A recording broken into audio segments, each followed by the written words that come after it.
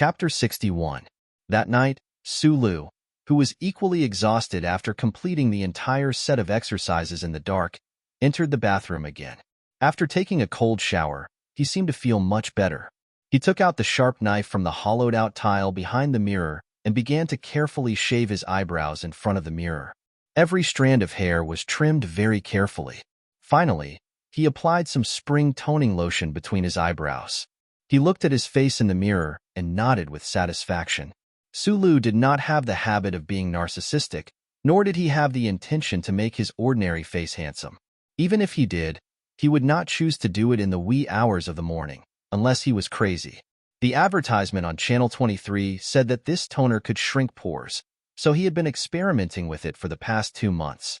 After scrutinizing his face in front of the mirror for a long time, he confirmed that the pores between his eyebrows were so small that they could not be seen.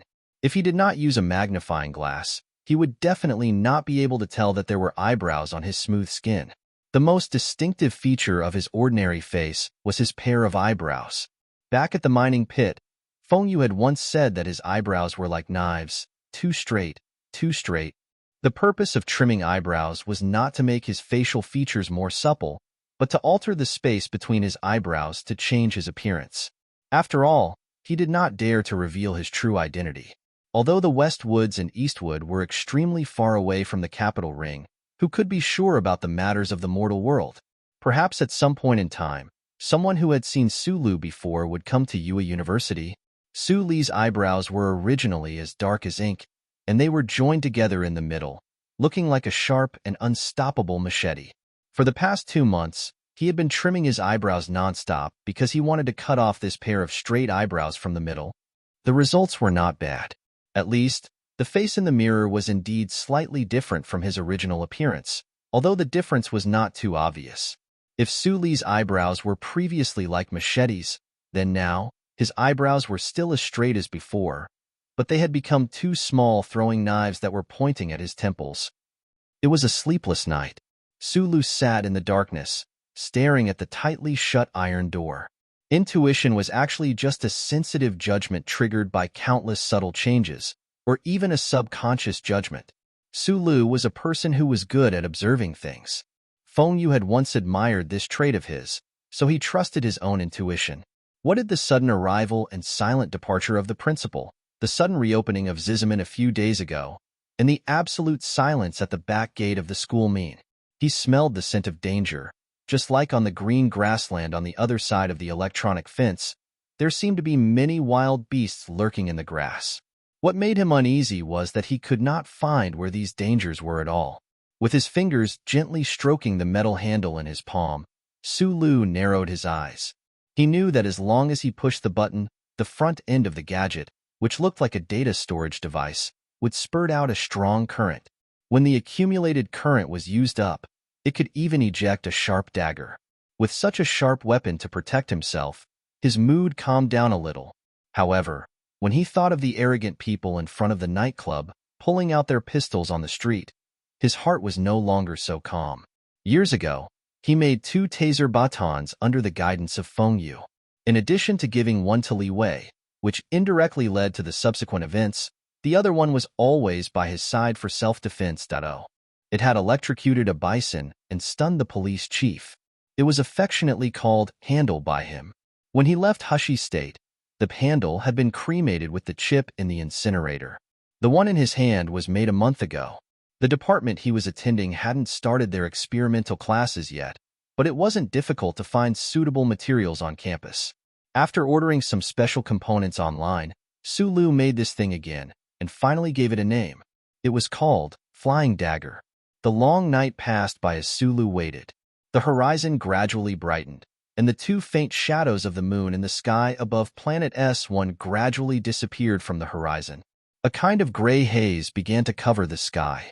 The air was filled with the smell of freshness and coolness. The morning breeze blew around Pear Garden, but it blew the light fog closer and closer, thicker and thicker. Although it was already morning, it was still the first morning. The people on campus were still sleeping, and the insects that had been chirping all night felt tired. One by one, they stopped singing. The surroundings were quiet. Sulu was already sleepy. He laughed at himself.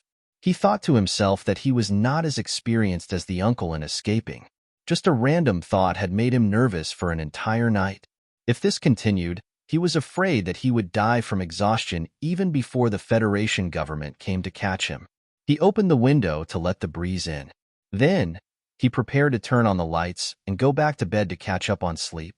However, just as his finger was about to touch the touch switch, he heard a strange sound.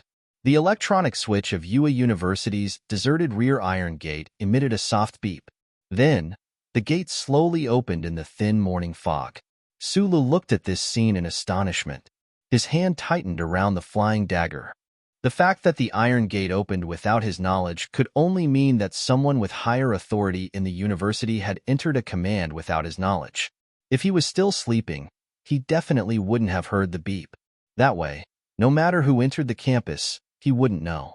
At this moment, although he was astonished, he also let go of the worry in his heart. He believed that the strange guest that was about to arrive was definitely not looking for trouble with him.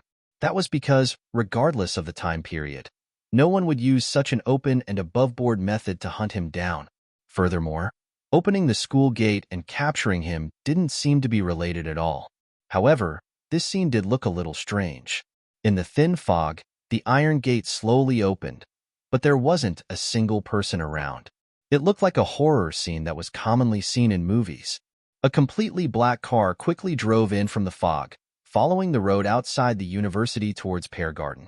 Just by looking at the dispersing white fog, one could tell how fast the car was traveling. However, at such a speed, the black car didn't make any sound. It looked like a ghost that appeared and disappeared. What was strange was that when Sulu saw the black car, he felt that the smell of danger around him seemed to have lessened significantly. His strong curiosity made him walk to the window and secretly peek at the scene. He couldn't understand how such an extremely ordinary-looking car without a logo could drive so smoothly and naturally. It even gave off a lively feeling. Suddenly, Sulu noticed that a figure had appeared in the thin fog on campus at some point. It was a female student wearing glasses. She was wearing a set of floral pajamas and hugging a book as she walked sleepily on the road to Pear Garden. There was still some distance to the apartment building, and it had been especially quiet recently. However, there were still students who coveted the beautiful scenery of Pear Garden and came here for their morning study. However, very few students woke up this early for morning study. At this moment, Sulu didn't have time to consider why the female student would suddenly appear here. This was because he realized that the figure of the female student, whose eyes were not fully open, was blurry in the fog, and the black car driving in from outside the university didn't seem to have noticed her, continuing to drive at high speed. If nothing unexpected happened, perhaps in a few seconds, that poor female student would be hit by that strange black car and sent flying into the sky to see the scenery of Pear Garden. There was no time to shout because the person in the car couldn't hear him. Furthermore, Sulu had a feeling that even if the other party heard him, they wouldn't slow down. As for that sleepy and confused female student, Sulu didn't dare hope that he could wake her up. Therefore, he directly jumped out of the window and rushed toward the female student as fast as he could. He was even faster than when he was racing with the bison. He directly threw the female student onto the grass by the side of the road. Just as the two of them fell to the ground, the black car drove past them at high speed like a ghost. It didn't slow down, didn't stop, and didn't even pay attention to the episode that happened here. It only stirred up a few green leaves on the ground as it disappeared into the foggy campus. The moment Sulu rushed out, he suddenly felt countless gazes on him. However, following the scene that happened later, those gazes disappeared at the same time. However, at this moment, the youth's mood was somewhat angry. He was angry at that car that didn't care about life or death, so he couldn't care less about these strange feelings. He angrily glared at the back of that black car and cursed under his breath. Zhang Xiaoming endured the pain in her knee and struggled to stand up from the young man's embrace. She glanced in the direction that the black car disappeared in from the corner of her eyes. Incomparable disappointment and anger welled up in her heart. The councilman arranged for her to return to UA University in order to make contact with that person. In order to obtain information about that person entering the campus from the back door in the wee hours of the morning, how much effort did the people of S2 put in? She also understood that this kind of coincidental encounter was too risky, but she had no choice. Just as things were developing according to plan, they were interrupted by an accident. However, when she turned around to look at the person, she was surprised to see a familiar face. Especially the sincere concern on the face and the sincerity in the eyes. It made her remember who the other person was, the person who shared the puppy biscuits with her. Zhang Xiaoming stared into Su Li's eyes in shock. She felt as if Su Li's gaze was like two flying daggers staring into her eyes. For a moment, she panicked and forgot her most important task. At this time, Su Lu was also stunned. He realized that the girl in his arms was the same innocent girl he met on the bus when school started. His palm felt very soft to the touch. He then realized that he was still hugging her waist and buttocks. A breath of spring hit him in the face, and he suddenly turned into a stiff rock in the Donglin countryside. When the young man and woman turned into statues, the black car had already passed through the thin mist. In the back seat of the car, a young man about 17 or 18 years old opened his tired eyes and subconsciously looked back. Beside him, a person who looked like a butler said respectfully, "Please rest assured, young master. Although the family still can't send anyone, the Special Task Force has taken the initiative to send 12 special agents. They will definitely ensure your safety while you study here. Uncle Jean, please call me by my name, Tai Ziyuan," the young man said sincerely. He suddenly laughed bitterly. "I keep feeling like someone was glaring at me just now. It was so fierce, like two throwing knives. It seems that our family is quite annoying in the Federation." Chapter 62. In this S2 Regional Council election, the members of the opposition did not exceed the predictions of election experts. They successfully won 243 seats and successfully took control of the management committees of the 4 administrative states. Politicians in the Federation's capital ring have accused these members of the opposition, who are used to communicating in private.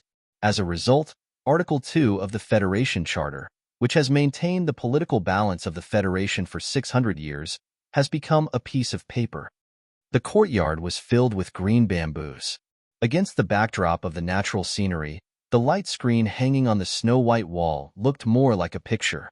However, at this time, the famous female reporter from Channel 4 of the Federation had a serious expression on her face. She was blabbering on endlessly. 30 years ago, when the banner of George Carlin was raised, the anti-government forces gave up on resisting the Federation by force. Instead, they pursued the principle of nonviolence and non-cooperation. However, starting 5 years ago, the anti-government forces began to change their attitude. Under the framework of negotiations with the Federation government, they participated in the political election affairs of the Federation. The leader of the anti-government forces, Medellin, is a strong supporter and promoter of this big change. Medellin was elected as a member of the S2 administrative region 4 years ago. According to sources, Medellin is preparing to participate in this autumn's election of the Federation Management Committee and run for the position of a member of the Federation. Deep in the courtyard, a middle-aged man wearing glasses and a black, double-breasted retro suit silently watched the light screen and listened to the female reporter's analysis. This time, the anti-government forces. The female reporter's face on the screen was slightly flustered, but she quickly regained her composure. The reason why the opposition members of the parliament were able to win the local elections of the S2 administrative region was because the 4 mountainous states of S2 were the actual areas of the opposition. On the eve of the election, the results of the investigation of the strange explosion in the Eastwood region in year 65 of the constitutional calendar were announced, which dealt a heavy blow to the traditional members of the Federation. The opposition members have presented evidence to prove that the President's office, the Special Task Force, the Ministry of Defense, and the Management Committee were all involved in concealing the truth of the explosion. This has caused the public's disappointment in the political figures to reach a new level. The middle-aged man's brows furrowed slightly, shaking his head with a sigh. He listened to the female reporter on the screen speak with a trace of excitement. Although the president immediately ordered an investigation into this matter, and announced to the public through the Bureau of Proclamation that the spring of year 65 of the constitutional calendar, the accidental death of 300 soldiers in the Donglin region's Hushi province, as well as the serious damage to the surface of the residential area, resulting in an irreversible ecological disaster, was due to a secret operation by the Federation against the Bureau of Proclamation's #1 target, the treasonous mechanic Yufeng. However, this explanation still doesn't satisfy the public, because no one can understand why such an open operation would be hidden for an entire year, and all the news media didn't receive the slightest bit of news. In the face of the opposition members' accusations, the Federation has given the most serious response. The spokesperson of the Ministry of Defense has publicly accused the opposition of not abiding by the treaty and of still having armed forces in the S2 administrative region. Senator Macklin's office issued a press release yesterday, sternly denying this accusation and warning the Federation government not to try to divert the public's attention. They demanded that the government explain why the operation against mechanic Yufeng was deliberately hidden for so long, and what secrets there are behind this matter.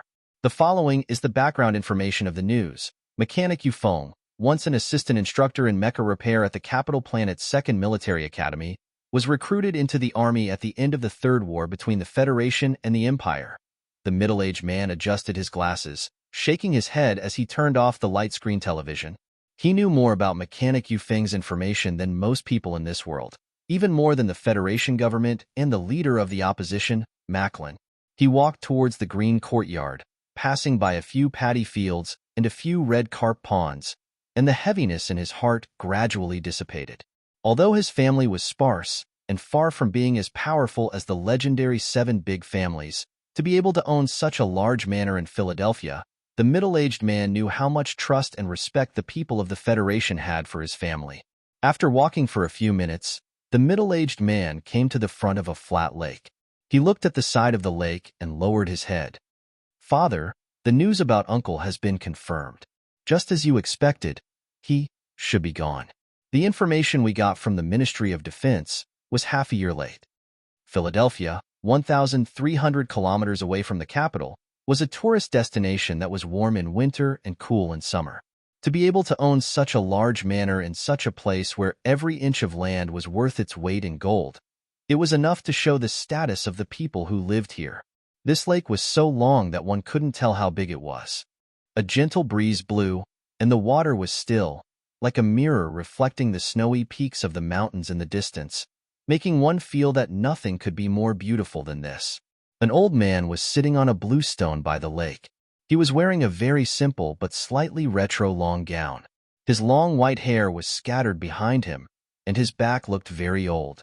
However, the appearance of this old man didn't affect this picturesque scenery. The slightly thin and old body seemed to have stayed by the lake for countless years, and had already become one with the lake and the mountain. Hearing the middle-aged man's words, the old man slowly lowered his head and looked at the clear lake in front of him. He seemed to be sad, but also seemed to be relieved.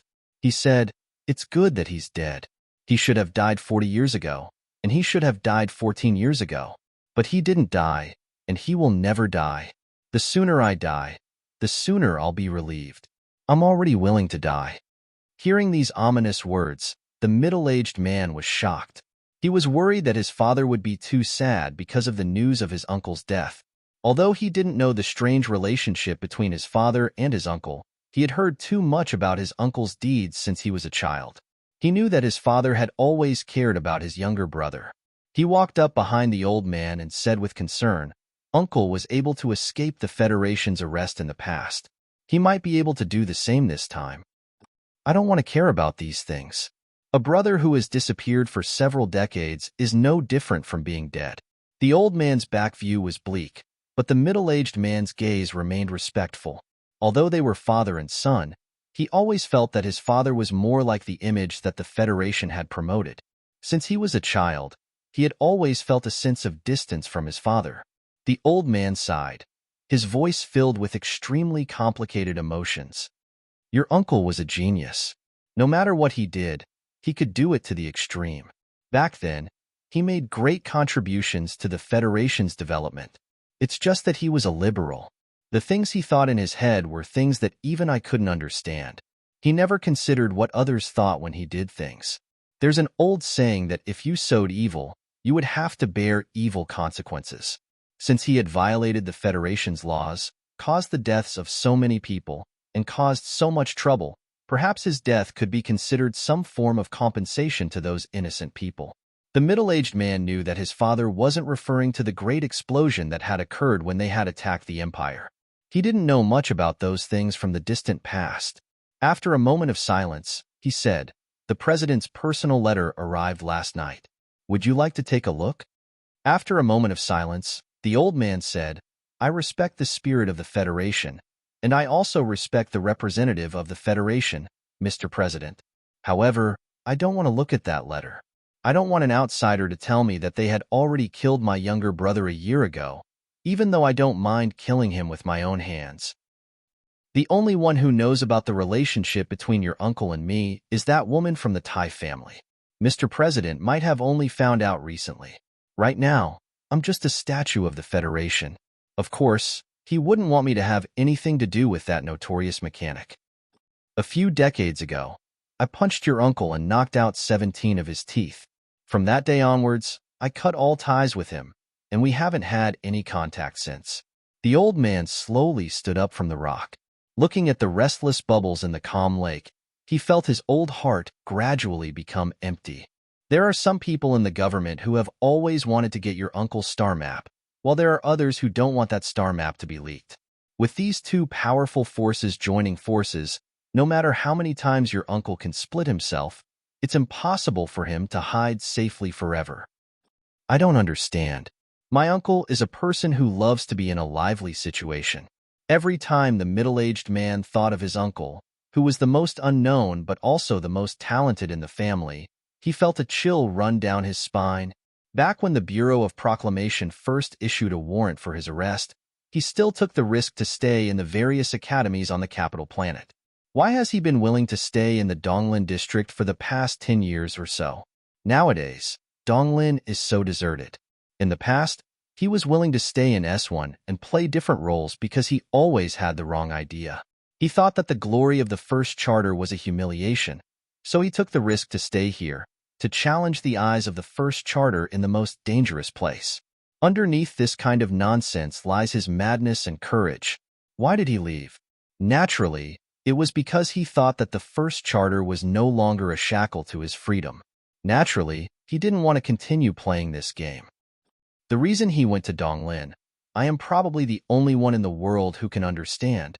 Under the twilight, the disappearance of a fragment of civilization, how breathtaking and beautiful it is. The old man said calmly, "This is what your uncle wanted to see when he went to Donglin. The things he was searching for in this universe are incomprehensible to normal people. It is only after I have grown old that I understand the choice he made back then. From a certain perspective, I am still not as good as him." The middle-aged man looked at his father's back quietly. The family had produced two top figures in the previous generation, but one of them was famous throughout the Federation and the Empire.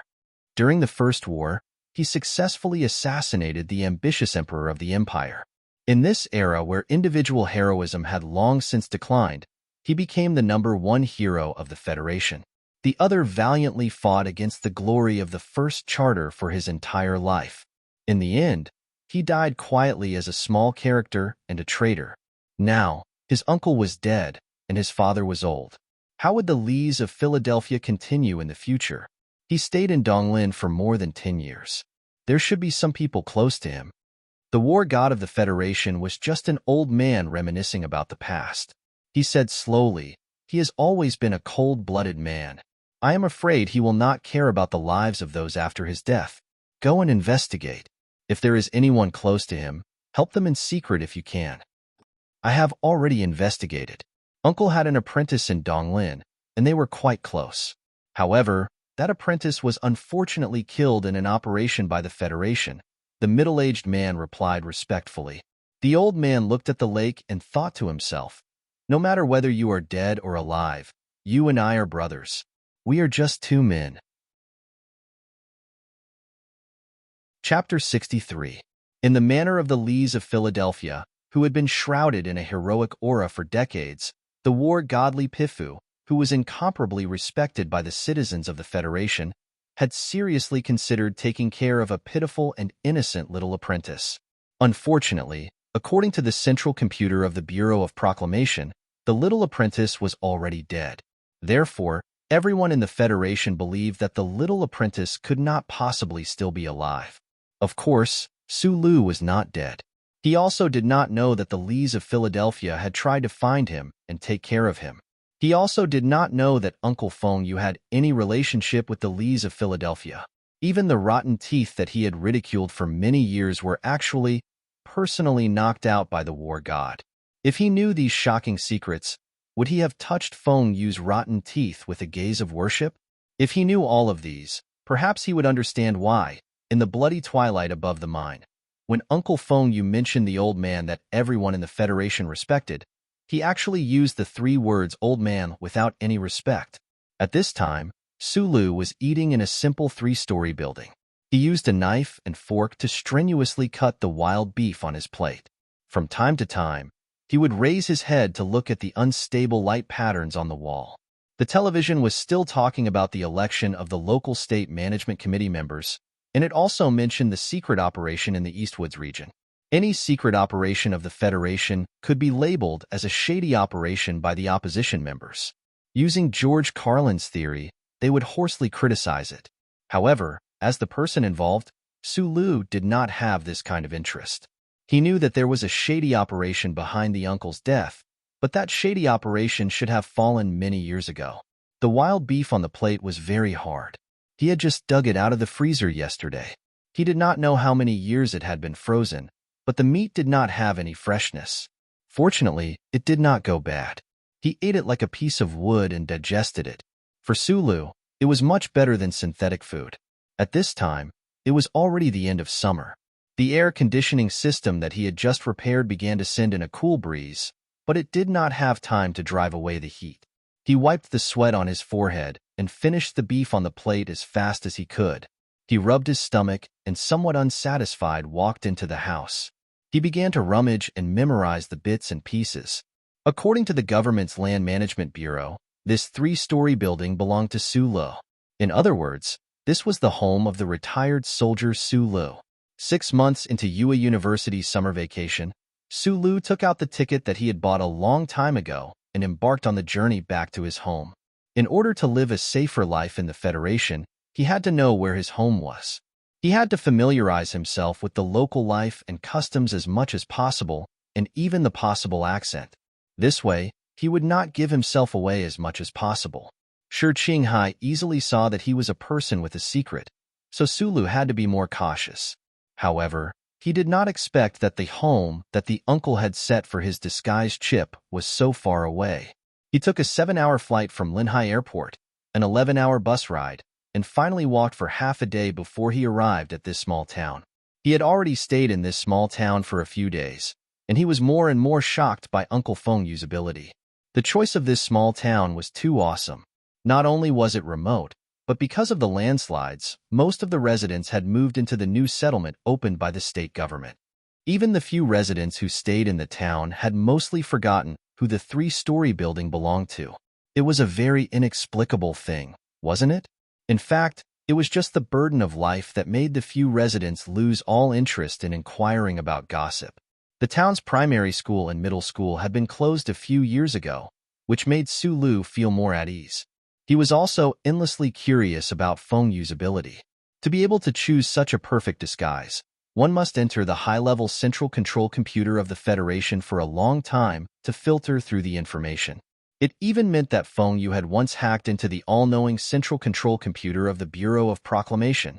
Sulu took a shower and stood on the balcony, memorizing the scenery of the small town and the unique plants in his mind. At the same time, he connected the information with reality again to strengthen his memory. He subconsciously touched the metal bracelet on his wrist and thought of the chips on the thin metal wires inside. A single chip represented a brand new identity that no one knew about. If it was as difficult to find a loophole as his current identity, how long would it take to prepare? Thinking of the wild beef hidden in the freezer for many years, a sincere and praying smile appeared on Su Li's ordinary and sincere face. After ending the summer trip back to his hometown, Sulu returned to Linhai University after a long and arduous journey. In addition to confirming his new identity, this trip also gave him some mental impact. Only now did he know that the Eastwoods region was not the poorest region in the Federation. That small town called Light was the one that was truly poor. He could not understand how such a prosperous and developed Federation, especially on the most core planet of the capital ring, could exist in such a place. There was even a profession like a farmer, and not the kind that was performed on stage. Thinking of the pair of siblings he had met before, Sulu had a deeper understanding of the injustice of this society. However, he did not know how this injustice came about and how to solve it. Subconsciously, he still did not have a good impression of the Federation government. Instead, he was curious about the anti-government forces and vaguely recognized them. At the beginning of September, the campus of Ua University opened again. Sulu once again began his boring, shuttling back and forth between the teaching buildings and his room. As expected, Ua University's basic engineering education had a strength that did not match its reputation. Sulu eagerly absorbed the knowledge, such as the operating principle of the Jingnong brand's high-energy storage battery, the data compatibility parameters of the three systems in a closed structure, the law of the automatic layer jumping of the crystal ores under illumination. Tomorrow, he would begin to enter the laboratory building and begin practical learning. When Sulu thought of this, he felt the skin on his hands begin to itch. It had been more than a year since he left Eastwoods in the miner's operation room. Other than making himself a self-defense stun baton, it had been a long time since he came into contact with electronic boards, pipes, and metal. That wonderful tactile feeling and the faint smell of high-energy plastic made him miss them very much. What are you thinking about? Are you thinking about applying for a job at Shanglin Guague Company in the future? A low and cold voice pulled Sulu out of his thoughts. Stunned, he stopped rubbing his hands and looked at the girl across the table. He smiled awkwardly and said, I was thinking about tomorrow's experiment class. Will Professor Zhou let us assemble the equipment ourselves? Yes, in the peaceful university life, the biggest change in Su Li's life was probably the girl across the table who habitually wore high-heeled glasses. She was so quiet and pure that she even seemed a little cold. When the Black Phantom car drove into Pear Garden, Sulu and Zhang Xiaoming both recognized each other. From that day onwards, they would occasionally meet on campus. As the number of nods and greetings increased, they began to sit together and eat. Although this attracted many puzzled gazes, they did not understand why Zhang Xiaoming, who came from a good family, would be so close to the gatekeeper. Although Sulu did not like to be the center of attention, he still liked to sit together with Zhang Xiaoming. Zhang Xiaoming looked at the nerd across from her and sighed in her heart. The Federation Investigation Bureau's surveillance team finally withdrew after a semester. The students on campus had also gotten used to their return from S2. Everything returned to normal. The target she wanted to get in touch with seemed to have disappeared from the campus forever. If this continued, she even wondered if she had really become an innocent student. Eating with Sulu didn't mean anything to her. She just thought that a retired soldier who worked as a concierge, studied in school, and wanted to enter the Nutshell Company as a mechanical engineer in the future was really a very hardworking young man. She appreciated this very much. At the same time, she wanted to treat Sulu to a few more meals. Perhaps it was because she once ate his dog biscuits and misunderstood him. Also, she guessed that Suli's financial situation was not particularly good. As for why they met at the airport bus, she thought it was because of the benefits given by the Department of Defense for retired soldiers. Next month is the Double Moon Festival. There's a school dance. Zhang Xiaoming looked at him and said, I need a male companion. Are you willing to go with me? After hearing this request, Sulu did not immediately speak. Zhang Xiaoming looked at him quietly. She did not understand why she suddenly made such a request. Seeing that Sulu did not speak for a long time, a trace of disappointment flashed through her heart. She was not disappointed that Sulu refused, but that Sulu was afraid of being looked at differently and retreated. Maybe she really did have to go to that boring but necessary dance alone. I have the money to buy suitable clothes. If you don't have a blind date at the ball, and if you don't have people chasing after you, you don't need me to be your temporary boyfriend or shield. Sulu looked up and said seriously, then I'm willing to go with you. Hearing so many prerequisites, Zhang Xiaoming was not angry. Instead, she smiled happily. A bright light flashed through her glasses. Chapter 64. Even though your smile right now is very lewd, which is similar to my shameless style, but I still have to tell you a big piece of bad news. I'm sorry to wake you up from your wet dream. UA University's afternoon weather was always so warm, making people feel lazy.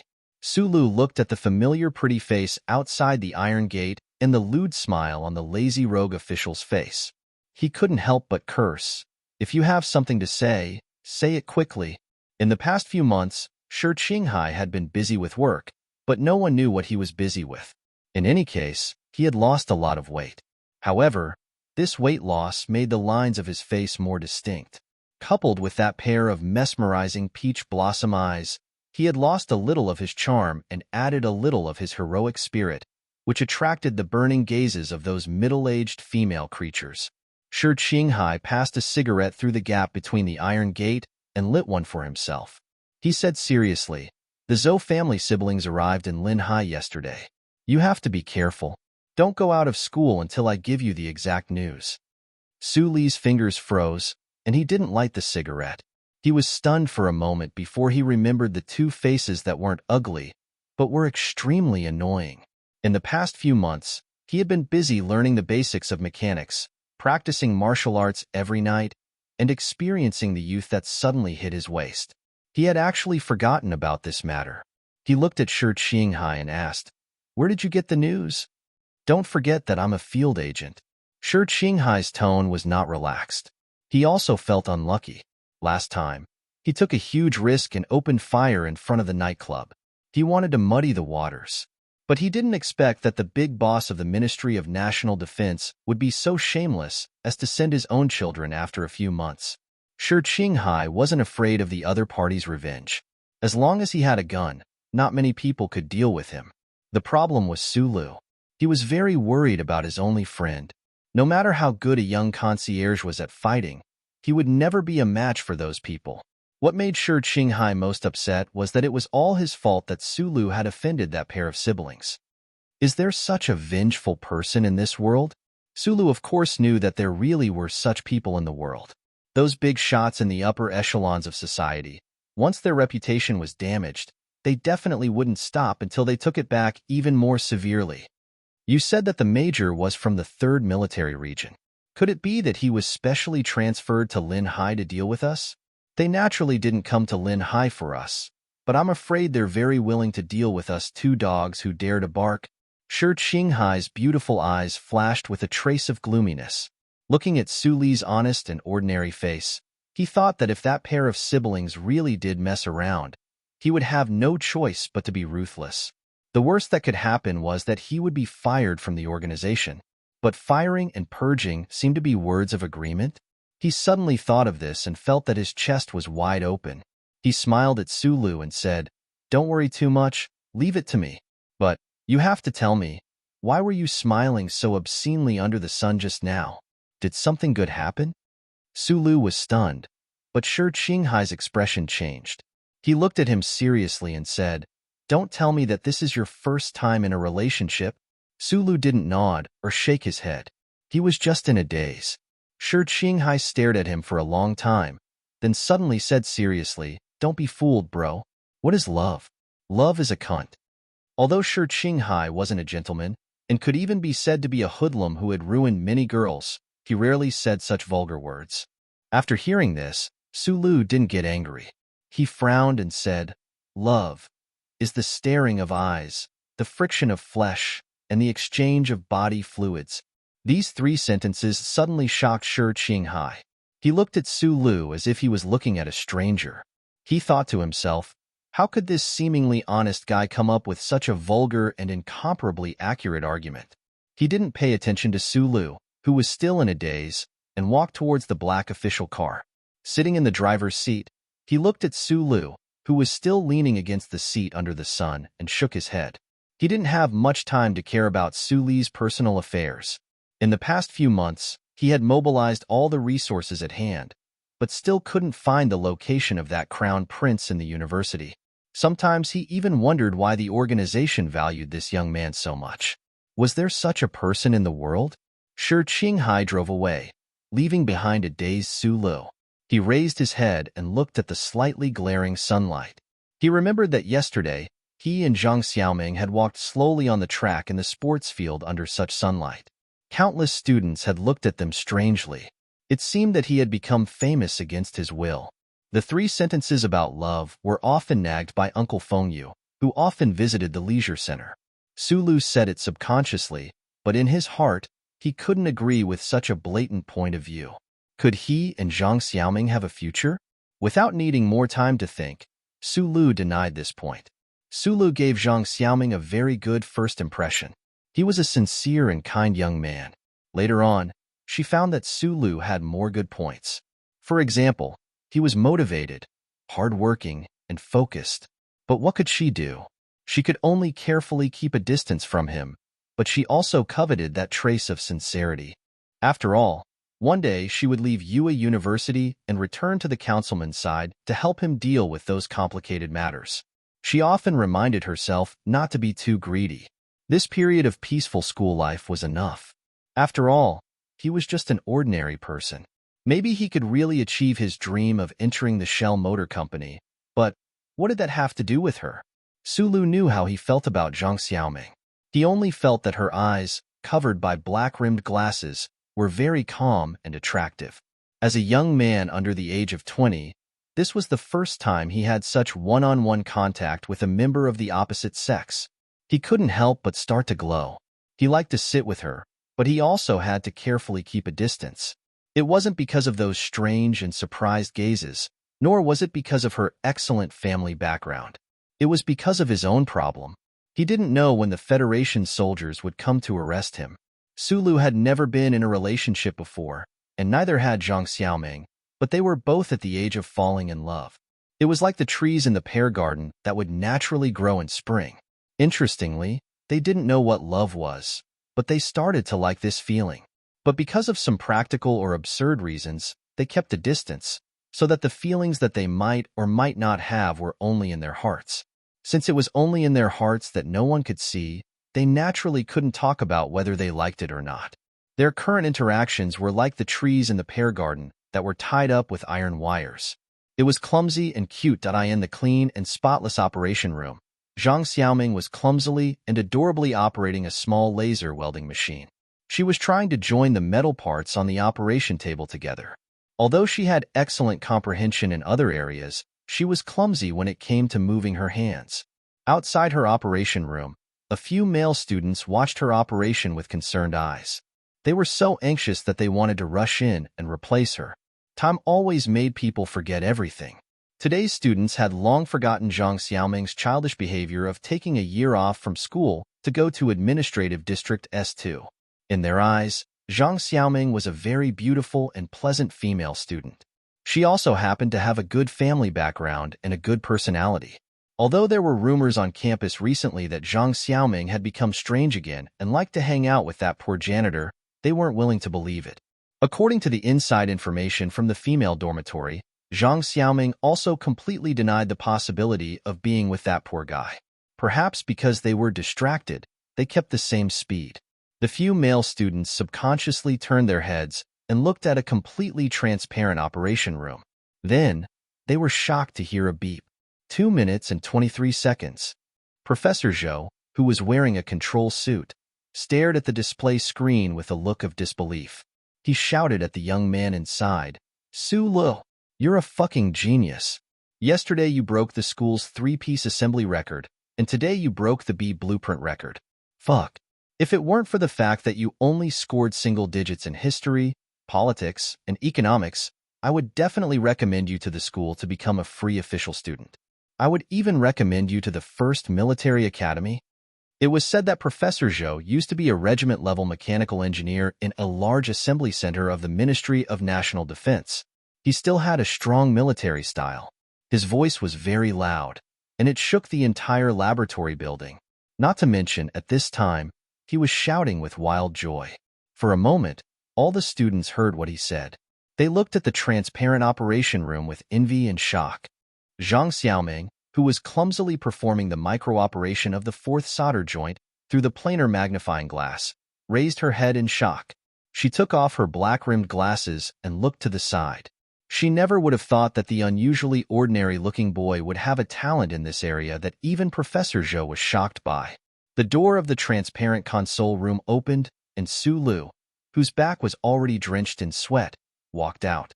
She wiped the sweat that was about to drip from her hair with her sleeves and pretended not to see the surprised looks around her.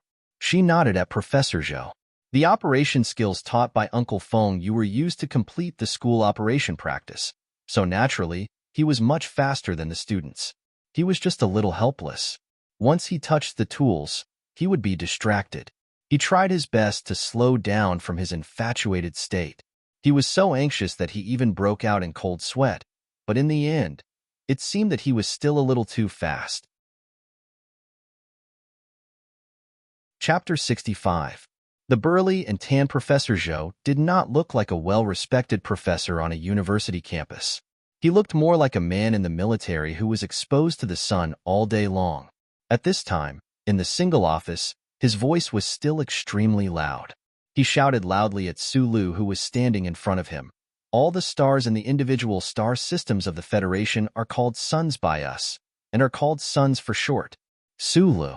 Fuck. How the fuck did you do it so fast? Did you learn it before? Tell me the truth.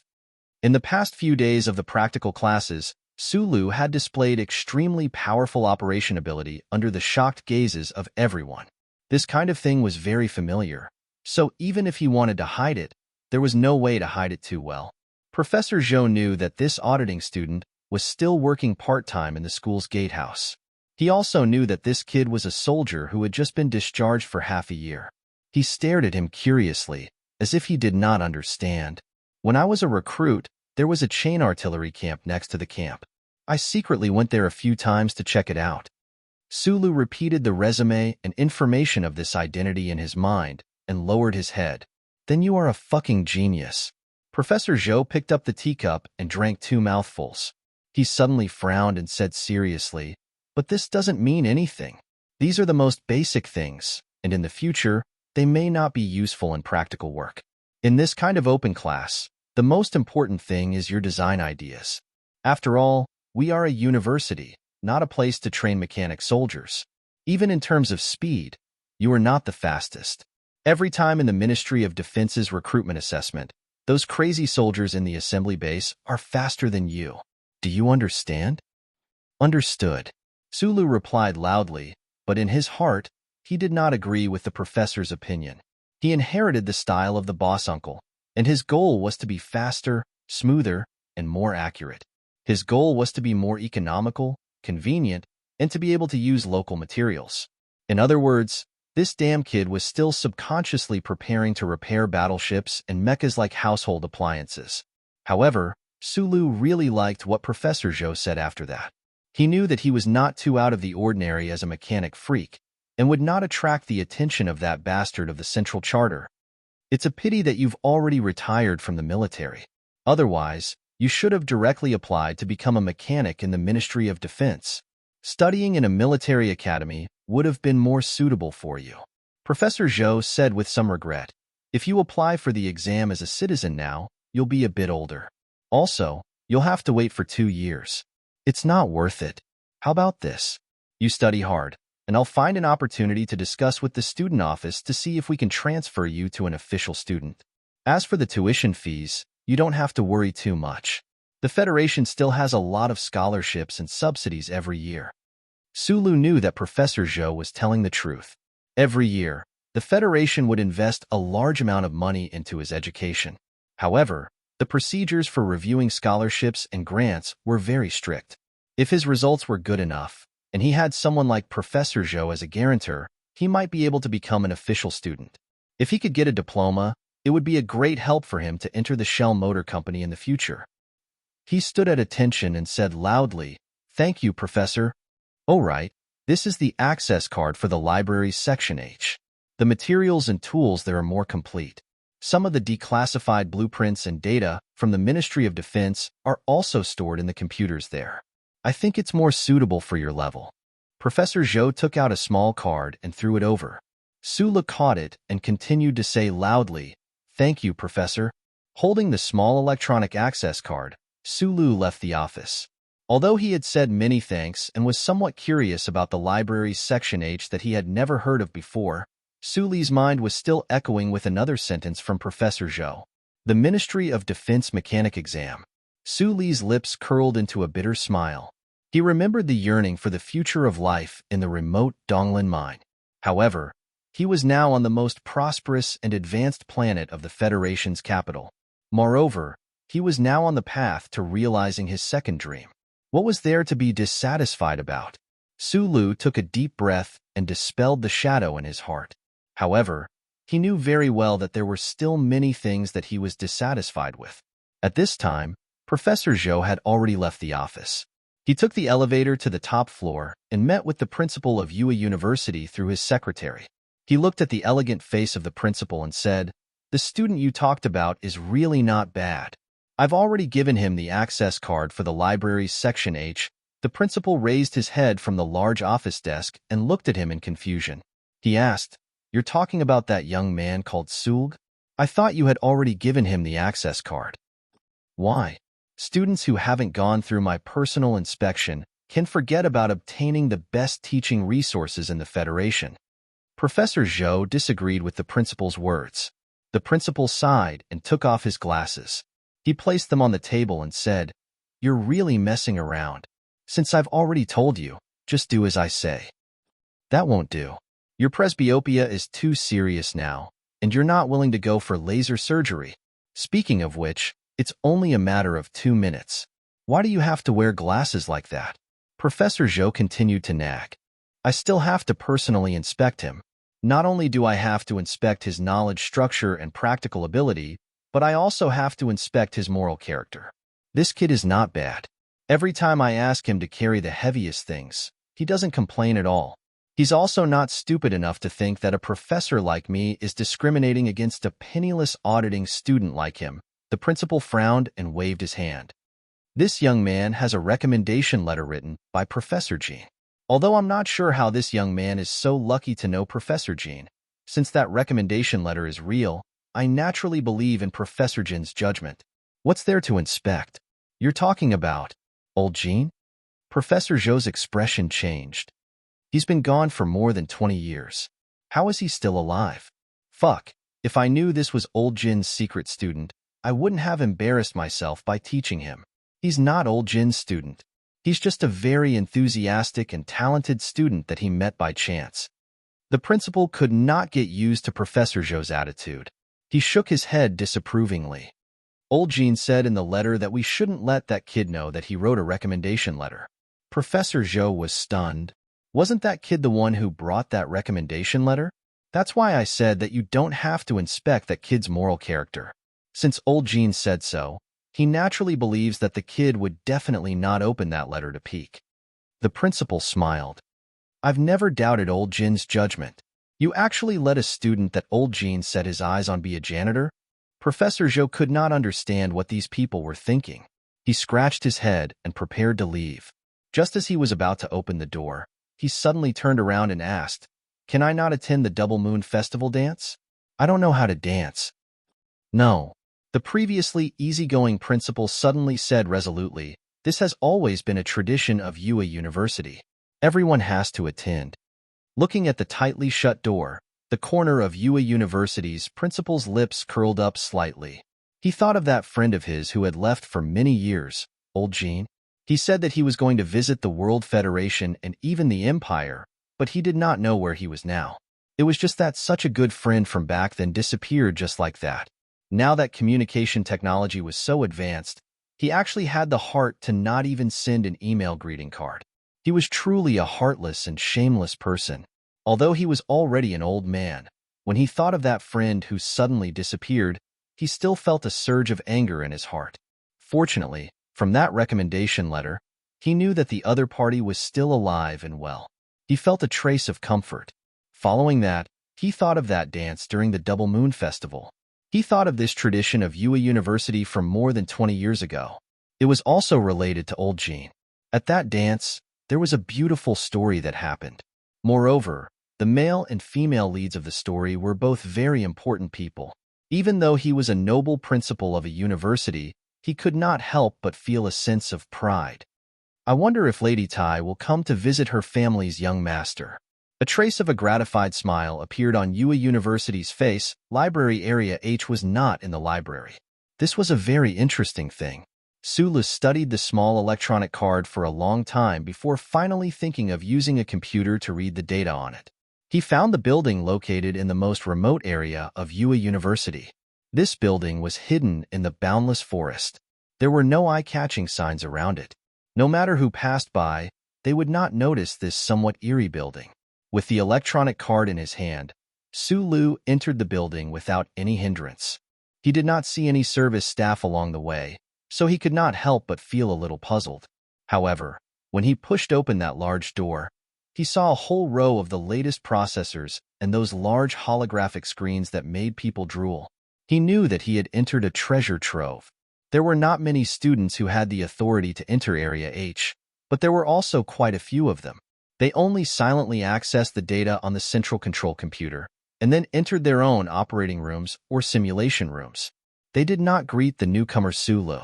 Sulu let out a sigh of relief. It looked like this was not a very special place. After spending an entire afternoon, he finally skimmed through all the data he could see on the terminal. Of course, he only had time to glance at the top few layers of the information tree. He did not have time to look at anything more detailed, but even so, it was enough to surprise him. He finally understood why there was a saying that Yue University was the most outstanding school in the entire Federation in terms of the three major systems of warship and mecha, excluding the three major military academies and the Westwoods Military Academy. He even found the blueprints of all the military mecha before the M37 series on the computer. The holographic screen flipped incessantly, and a somewhat familiar blueprint appeared. Looking at the internal structure of the M02, which looked like it had been stripped of its skin, Sulu finally could not help but open his mouth and laugh silently. Chapter 66. In the next few days, Sulu spent most of his time in Section H of the library. He forgot to sleep, forgot to eat, and devoted himself wholeheartedly to his interests. Of course, this was an exaggeration, but he really did not want to let go of any time he could spend in Section H. The information that had just been declassified by the military was, for someone like him, a great temptation. When he read through all the blueprints of the M series, especially after carefully analyzing the internal structure of the M02, he found that his actions back on the ancient bell had been so naive and whimsical. The mecha he had randomly assembled looked like it could move, but in reality, it hid endless dangers. Fortunately, that old mecha had only broken apart and did not explode. As Sulu studied, he corresponded with the days he spent with the boss uncle. Gradually, he began to understand some of the more vague principles. To become an excellent mechanical engineer, one had to be able to maintain a normal state of mind when faced with any kind of sophisticated equipment or mecha. However, one could not foolishly treat all the cutting-edge equipment as household appliances. After all, equipment like mecha, self-propelled cannons, and battleship transmission systems had to withstand an incomparably large load and the kinetic energy impact of an attack. They were not like household appliances, which could only operate leisurely in peace. Every detail, every quality of every electronic component, every choice of metal material would affect their performance and even the lifespan of the operator. On the holographic screen, the partial structural diagram of the M02 mechanical leg was enlarged to the maximum. Within the faint blue light, Sulu opened his eyes and stared at it without blinking. He stared at the hydraulic tube hidden within the armor behind the mechanical leg. In the forest on the outskirts of Hushi, he had seen the uncle choose this spot as the breakthrough point for the attack mecha. He seriously analyzed it for a long time and finally confirmed that this hydraulic tube was indeed the weakest part of the M-series mecha. Of course, this weakness was relative. If it was a normal attack, even if it was a shoulder-mounted rocket launcher, most of the energy would be blocked by that layer of alloy armor. In order to avoid that hydraulic tube, an extremely precise angle, and an attack method that could be bent, or a small weapon that could be inserted into the gap. After thinking about it, the only thing that could satisfy this, Sulu subconsciously looked at his own hands. Only now did he understand that the uncle's words back then were not wrong. Against those large mecha, it seemed that these two hands were the most effective weapon. However, if it were the hands of a normal person, a punch to the metal hydraulic tube would definitely result in broken bones and bleeding, and the tube would not even tremble. Unless that pair of hands possessed even greater strength and tighter bones and muscles. Sulu stared at his own hands, somewhat moved. He knew that he definitely would not be able to do this now, but the uncle could clearly do it easily. If he continued to practice that set of postures and experience that burning tremor, would he really be able to reach that level one day? The defensive power of the M-series mecha was extremely strong. Presumably, even with the terrifying strength of the mecha mechanic Fengyu, he would not be able to break through it head-on. However, things were always so strange. The mecha's seemingly perfect design had, in reality, only considered the attack of firearms, especially weapons of the same level. It had not considered that it would be attacked by humans, so it had left the hydraulic tube as a loophole. After all, the top mecha designers of the Federation would never have imagined that a monster like Fengyu actually existed in this world. Because he was engrossed in the H section of the library, Sulu rarely ate lunch with Zhang Xiaoming these past few days. He told the girl with the black-rimmed glasses, and Zhang Xiaoming nodded, clearly unconcerned. On the other hand, it was Shi Qinghai who was worried about Sulu, who had not seen him in the sun for a few days. He finally managed to get in touch with him through the phone and found out about Su Li's recent whereabouts. Mr. Shi was clear about this friend's life goals and interests. As long as he remained on campus, his personal safety would not be threatened, so he did not ask further.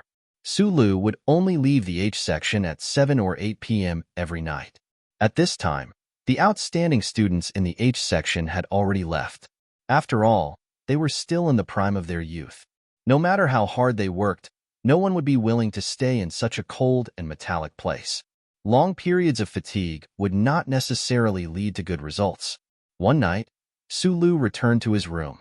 Looking at the pale green trees in the pear garden through the glass, he suddenly thought of what Uncle Fengyu had done to the black M52 in the forest in the valley on the outskirts of Hushi region.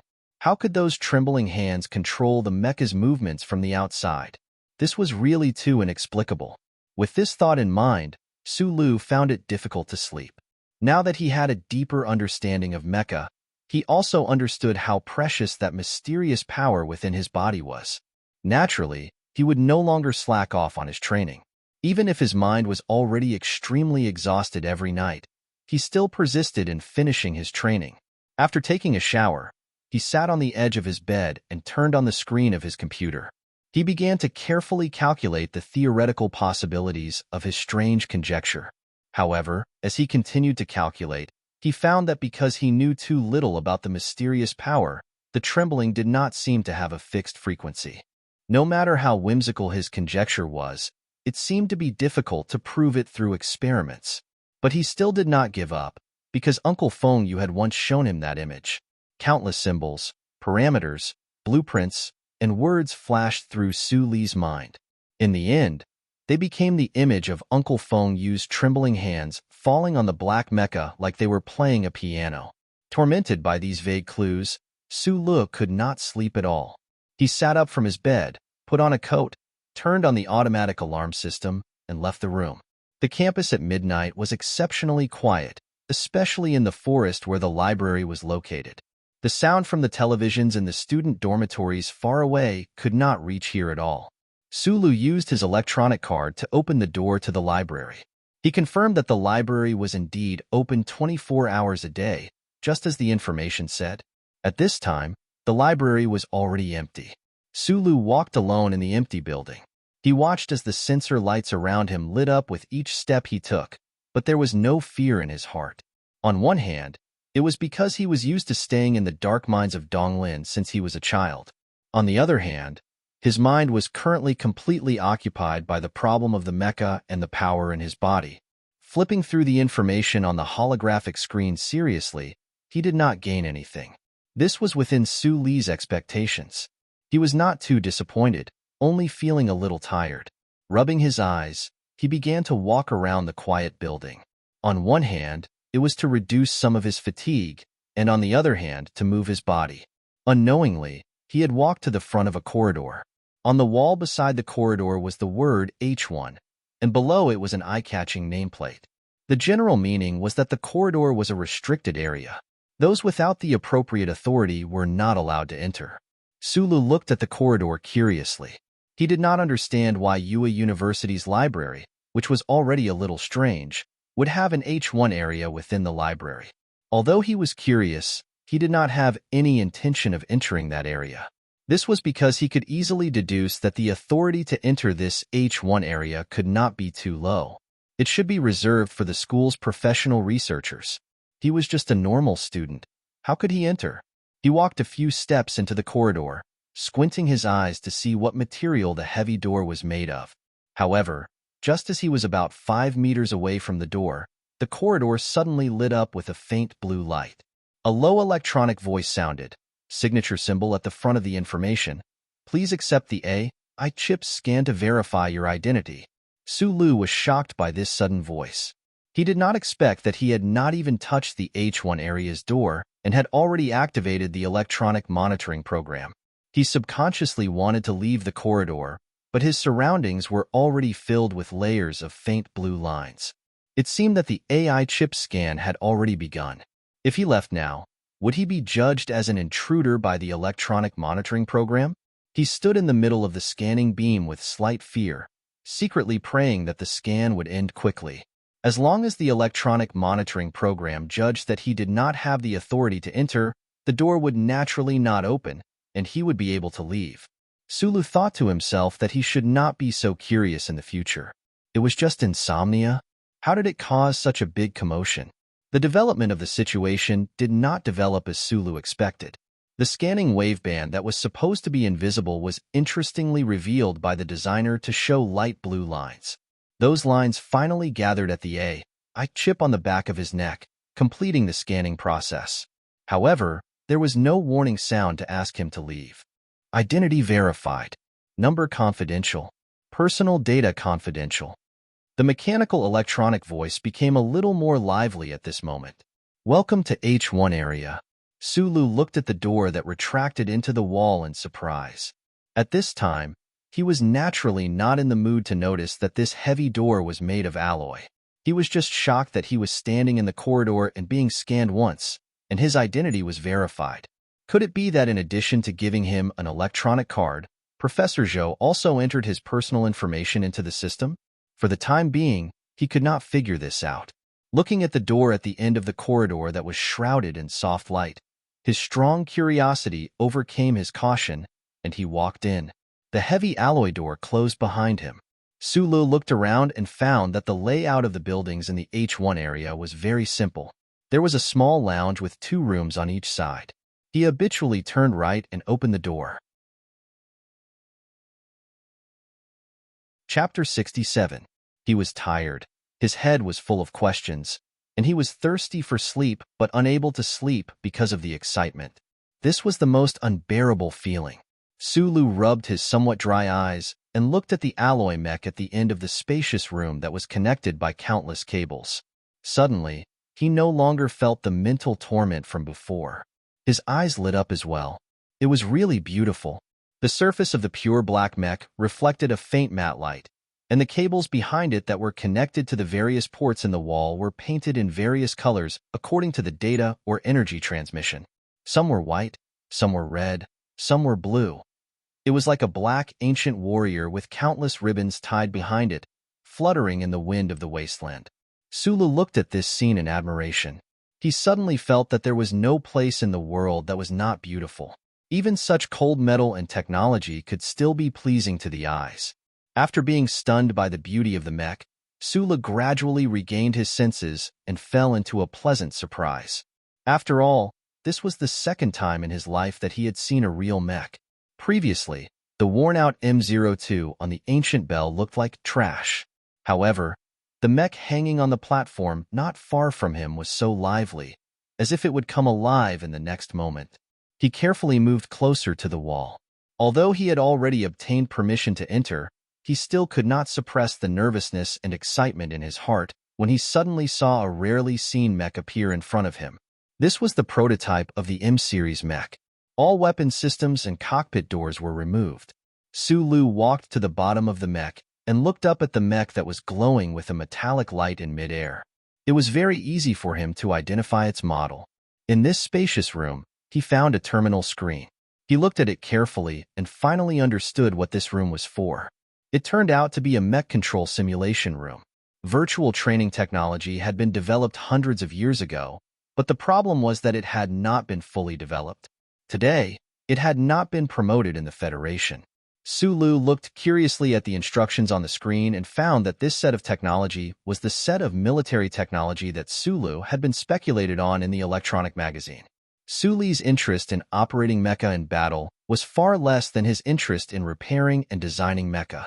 However, he was even more aware that an excellent mecha repair engineer would need to have an absolute understanding of the object they were researching. Furthermore, they would need to go through a long period of hands-on work to be able to make the fastest and most accurate judgments on those minute details. Lihua University provided such excellent training conditions for its students. It just so happened that he had a lot of doubts about the mysterious power in his body and the relationship between mecha operation. Naturally, he would not let go of such a good opportunity. Rubbing his somewhat cold hands and rubbing his somewhat red eyes, Sulu calmed the excitement in his heart. Following the M-series prototype mech's mechanical legs that were slightly thicker than two people, the designer had cleverly constructed a ladder-like armor around the legs to make this sort of climb not too difficult. Sulu sat in the control cabin and looked at the spacious space before him. A strange feeling grew in his heart. His hands trembled slightly as he placed them on the ergonomic touch screen on either side of his body. This type of touch screen was definitely different from the real mecha systems of the military. However, it should be more than enough to test and familiarize himself with the mech. The black M-series prototype mech let out a sizzling sound the moment his hands were placed on it. An extremely thin screen slowly descended from the originally empty cockpit door, taking up all of Sulu's line of sight. It looked just like the kind one would see when wearing the helmet of reality. Please select your overall operation ability test level. Without hesitation, Sulu chose the lowest level test environment, level 6. Although Uncle Feng Yu and Li Wei had both praised him as a genius, and he sometimes also felt that he was a genius himself, that kind of talent seemed to be reflected in the level of mecha operation. He would not be so arrogant as to think that he would be able to emit the power of the stars and become the strongest mecha warrior in the Human Federation the first time he actually operated a mecha. There had never been anyone in this world who was born with knowledge, and Sulu admitted that he was not one of them. The Level 6 Mecha Operation Training Test was indeed very simple. On the screen that took up all of his line of sight, all sorts of color patches and light rays constantly appeared.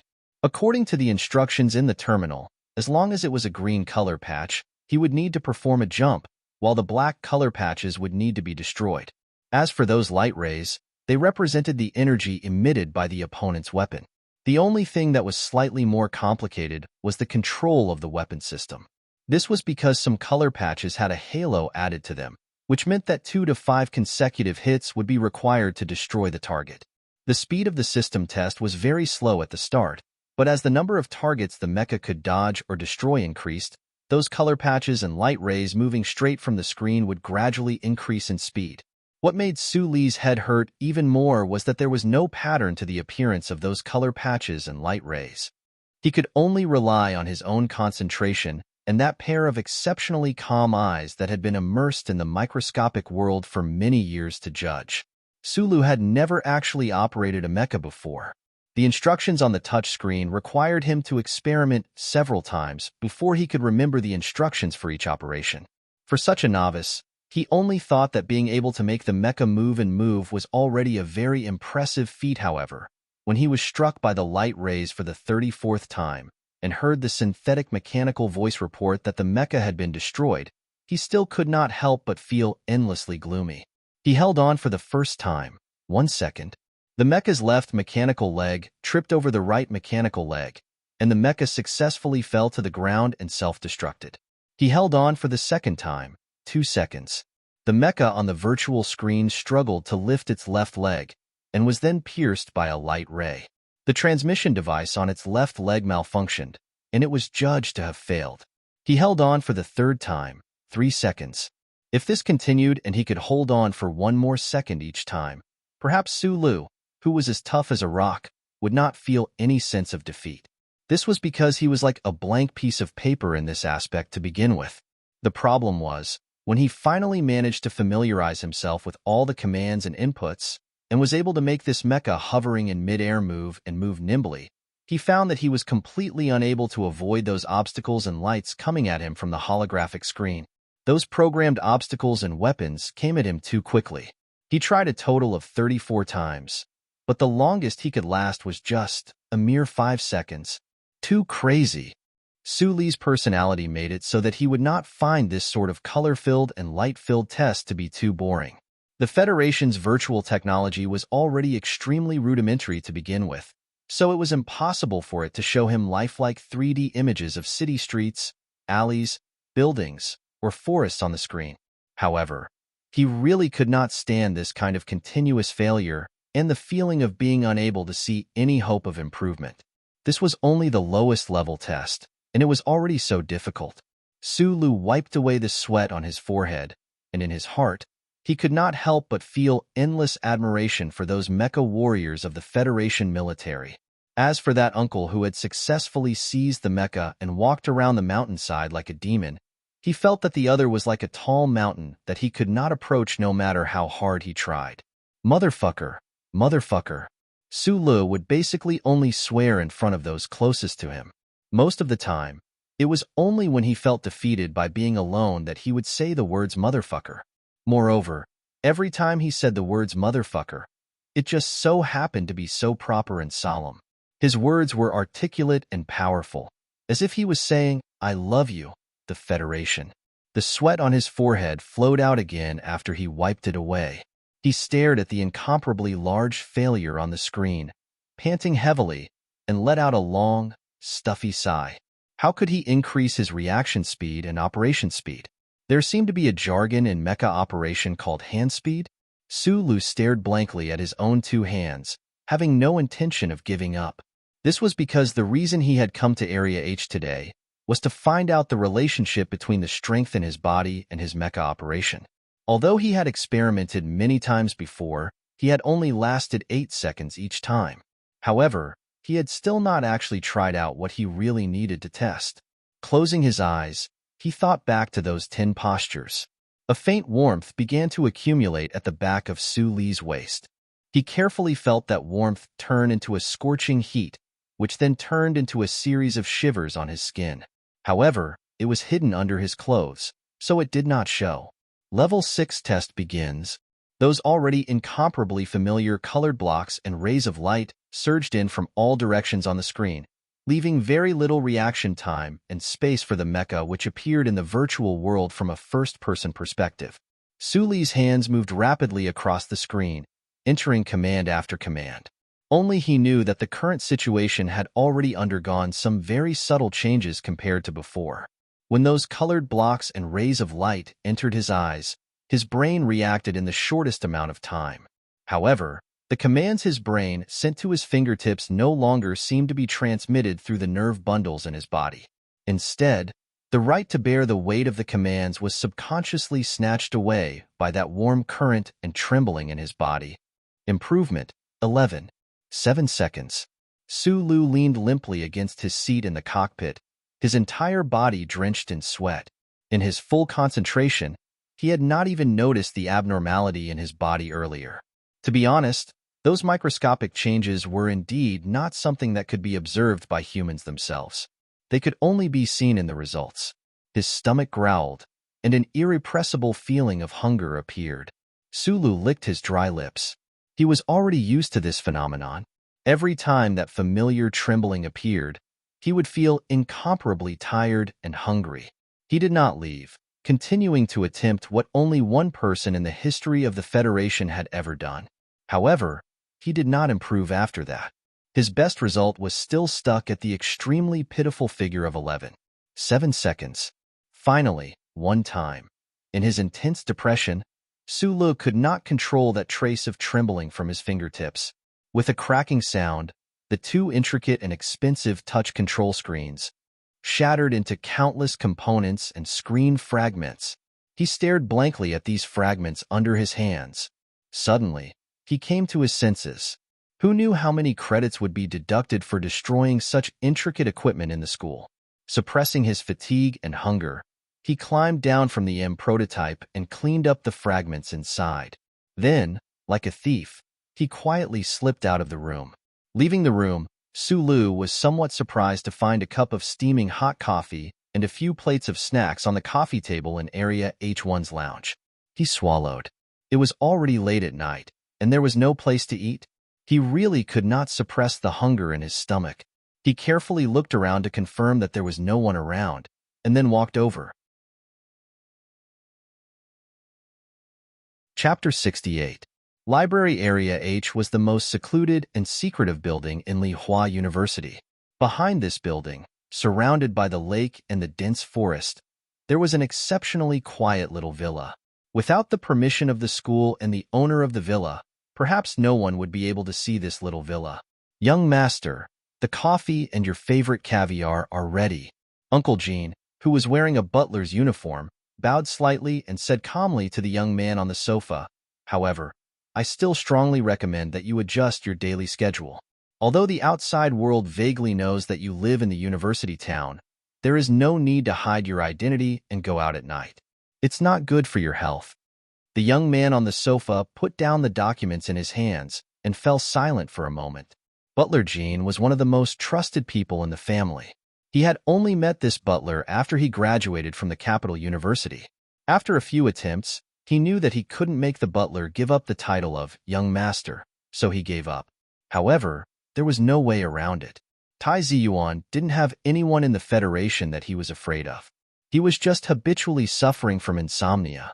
This bad habit started when he was 11 years old, and there was no way to cure it. He knew very well that insomnia was due to pressure, the endless pressure that had surrounded him since he was a child. The young man's face was slightly pale. He stood up from the sofa and said to Butler Jean, "I'm used to it." Butler Jean bowed respectfully to the young man walking out of the villa, but he was thinking about his young master's pale face. After a few months of working together, he of course knew about his young master's insomnia problem. However, he couldn't solve it because, as the most loyal servants of the Tai family, he knew that his young master would have to bear the pressure in his life in the future.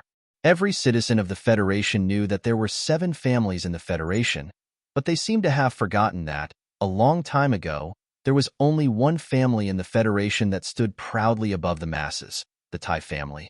37 constitutional years ago, the last emperor of the Tai family ended his family's rule with a smile, and then began to retreat into the shadows of history. No matter how history was written, the citizens of the Federation were grateful to the faraway Tai family.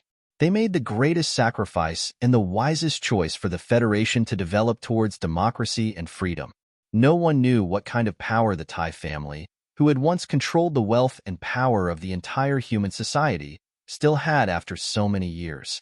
This was something that even the other 6 of the 7 great families were not fully aware of.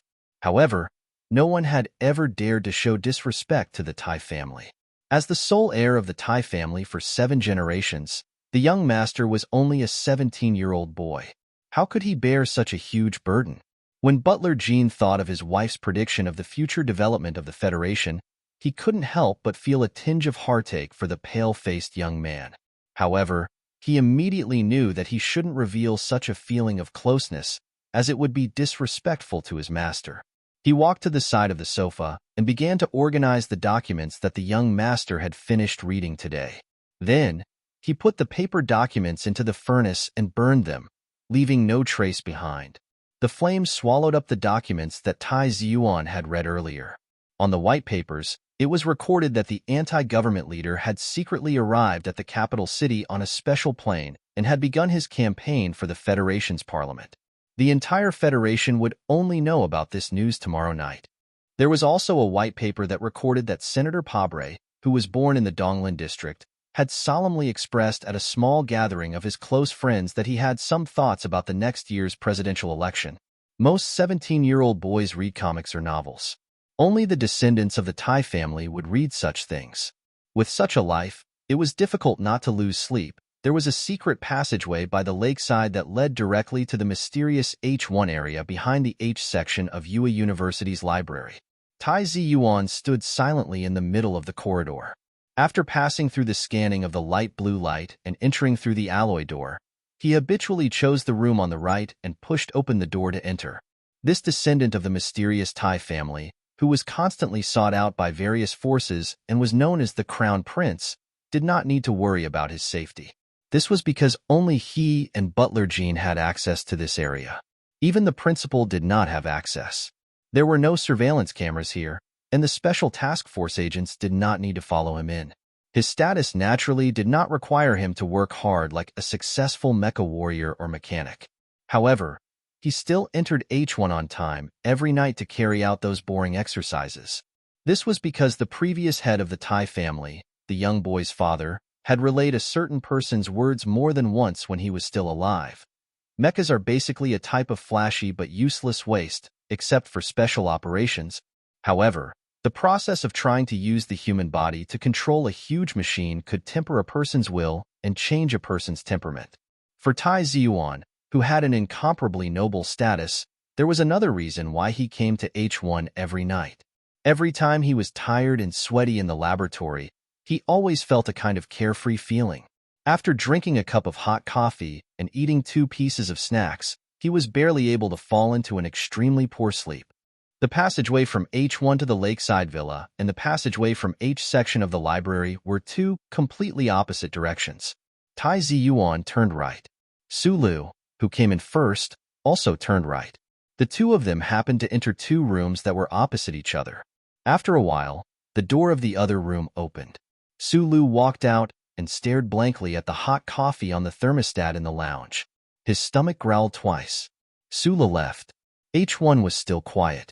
After a while, Tai Ziyuan, who looked even more tired but whose face had a few traces of red, walked out of the room.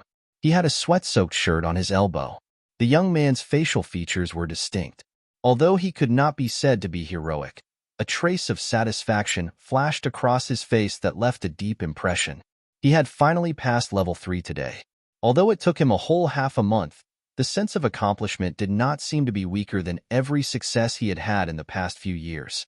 There were no surveillance cameras here, nor were there any family servants. After being stunned for a while, Tai Ziyuan suddenly shouted at the empty building, as if he was venting something. However, it was obvious that he rarely did such things. The shouting stopped abruptly. After a slight embarrassment, his face returned to its usual indifference and calmness. Tai Ziyuan habitually walked to the lounge and sat on a chair. He habitually reached out his right hand, picked up the cup of hot coffee, and took a sip. There was nothing in the cup. Tai Ziyuan's pupils suddenly shrank. Only then did he feel that the cup was much lighter than usual. From the corner of his eye, he saw that a few pieces of the caviar on the plate were missing, and there were some food remnants on the table. Vigilantly, he stood up and scanned the entire H1 area as quickly as he could. He then pressed a button on the pager.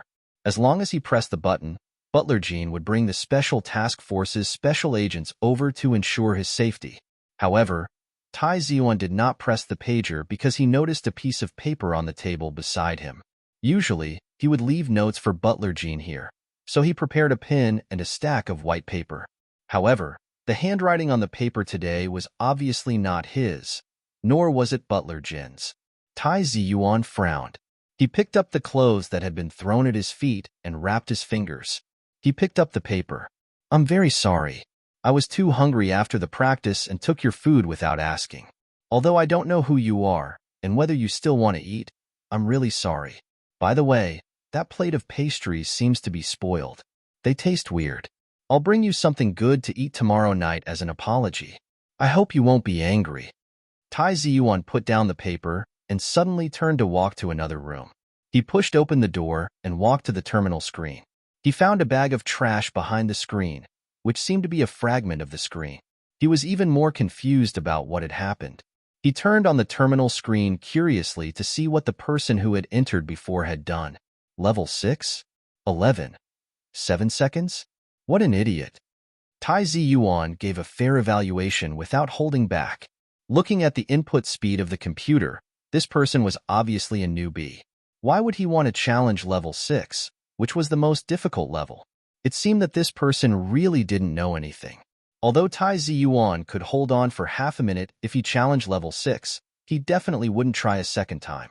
This was because the level 6 test time was 20 minutes long, and the speed would increase with each passing minute. Only the best of the best in the Federation or the Empire would be able to pass. No, even the strongest mecha warrior in the Federation or the Empire wouldn't be able to pass level 6. Tai Ziyuan's expression darkened as he turned off the terminal screen. He was filled with endless anger towards that idiot intruder.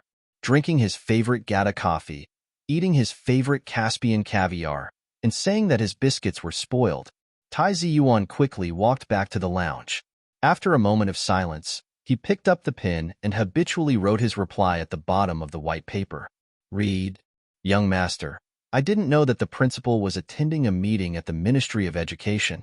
It seems that the First Military Academy is preparing to visit Linhai University Town. I'll definitely make him give an explanation. Butler Jean lowered his head to hide his nervousness. He felt a lingering fear whenever he thought about how the young master had actually spent tens of minutes alone with an intruder in H1. The test results for the coffee cup and caviar are out. There's no poison. There's also no problem with the pen and paper. Have you found out the identity of the intruder? Under the afternoon sun, Tai Ziyuan, who had just woken up, seemed to be in better spirits than usual. He tried to ask as calmly as possible. Chapter 69. H1's central control computer strangely gave the answer that the information was confidential.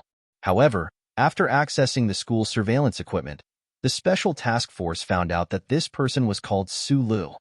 Butler Jean continued, and according to the results of the family investigation, this person entered UA University last year because Professor Jean recommended him. Professor Jean? The designer of H1? Tai Ziyuan was slightly taken aback and asked, so it was him? No wonder that student could enter H1. Does that student know my identity? He didn't know that the principal was a cautious person. This kind of problem shouldn't have occurred. When mentioning the principal of UA University, there was not much respect in Butler Jin's tone. Tai Ziyuan was silent for a moment. He thought about the intruder who had eaten his caviar last night. He thought about the trespasser's extremely lackluster taste, and especially about that empty coffee cup. He had indirectly touched that person's mouth. Tai Ziyuan felt extremely angry in his heart, but he did not reveal any of it on his face. He calmly mocked, cautious? I don't see it. Tai Ziyuan did not care about the principal of UA University. He did not even respect the designer of H1.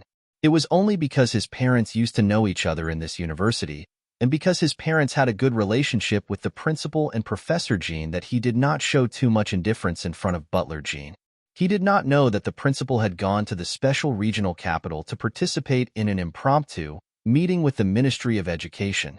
The problem of the intruder could not be dealt with properly for the time being. Tai Ziyuan suddenly remembered what Butler Jean had just said. The First Military Academy was visiting UA University? He frowned. He smelled a hint of flattery that he did not like. The Tai family had been at the top of human society for too long. It was so long that Tai Ziyuan sometimes could not remember the history of the family clearly. 37 constitutional years ago, the Tai family had ended their rule over human society. Since then, no matter how the political system changed, until the Federation was established 600 years ago, they had always maintained certain very important traditions. Similar to the traditions of these great families, the major military academies of the Federation had actually appeared before the recent Federation system. Since ancient times, the descendants of the Tai family had all studied at the First Military Academy. This was a tradition that was recognized by both sides. The only exception was the previous Tai family head 20 years ago. Unexpectedly, he chose UA University. Because the previous head of the Tai family, Tai Ziyuan's father, was a person with a strong literary background and had no interest in political, military, and economic matters. He had been very little in his life when he was alive, so the first was shocked and disappointed, but also reluctantly accepted this reality. The problem was, now that the future head of the Tai family had once again started to study and experience human society, he had once again given up on the first military academy and chose Yue University.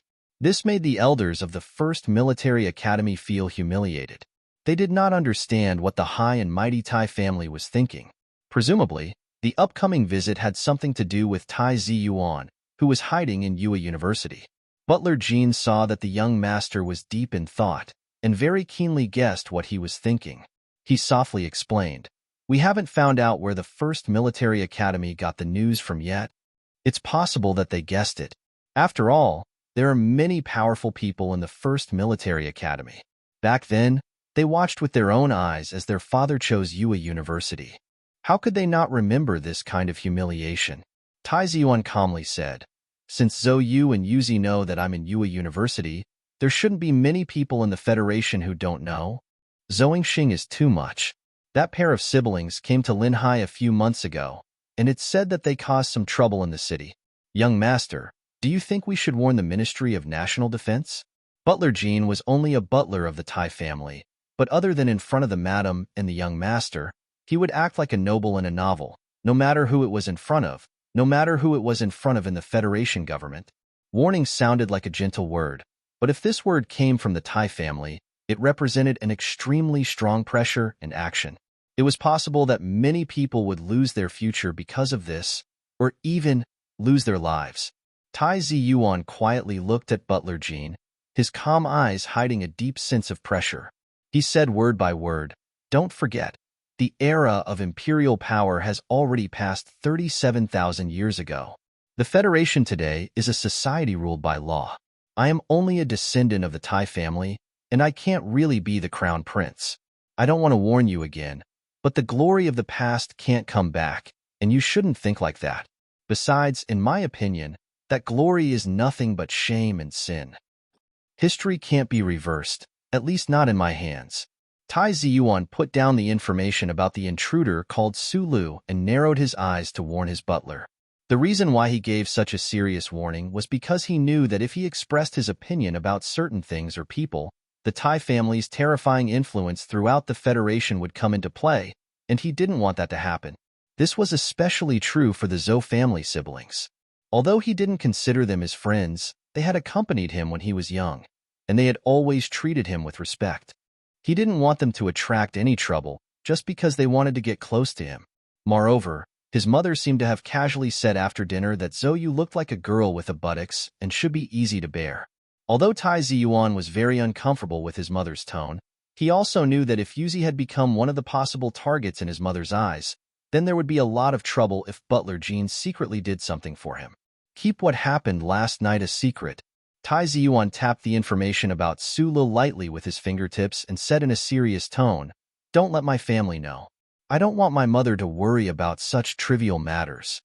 Butler Jean hesitated for a moment before agreeing, then said, "Young master, you can't enter Area H1 before you revoke the access rights of that student called Su Lu. You don't have to worry about me. Since he's a student recommended by Professor Jean, I don't think my mother will be worried even if she knows." Tai Ziyuan said, "Tell those special task force agents to stay away as well. I'm having trouble breathing if they keep following me around.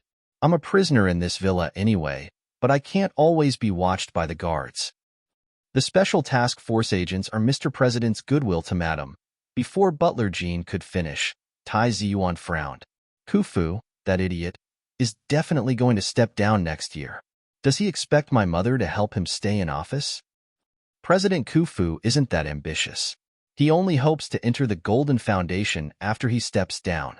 Butler Jean took over the topic naturally and said seriously, "Madam will meet with Councilman Pabre tomorrow to discuss matters regarding next year's election. Pabre is someone that both my mother and I admire very much." Tai Ziyuan was silent for a moment before saying, "But the more you admire him, the more disappointed my mother will be. How could an upright and outstanding politician be willing to be influenced by those families and tycoons? Perhaps Madam will offer a very attractive price. Then both parties can only reach some kind of compromise at most."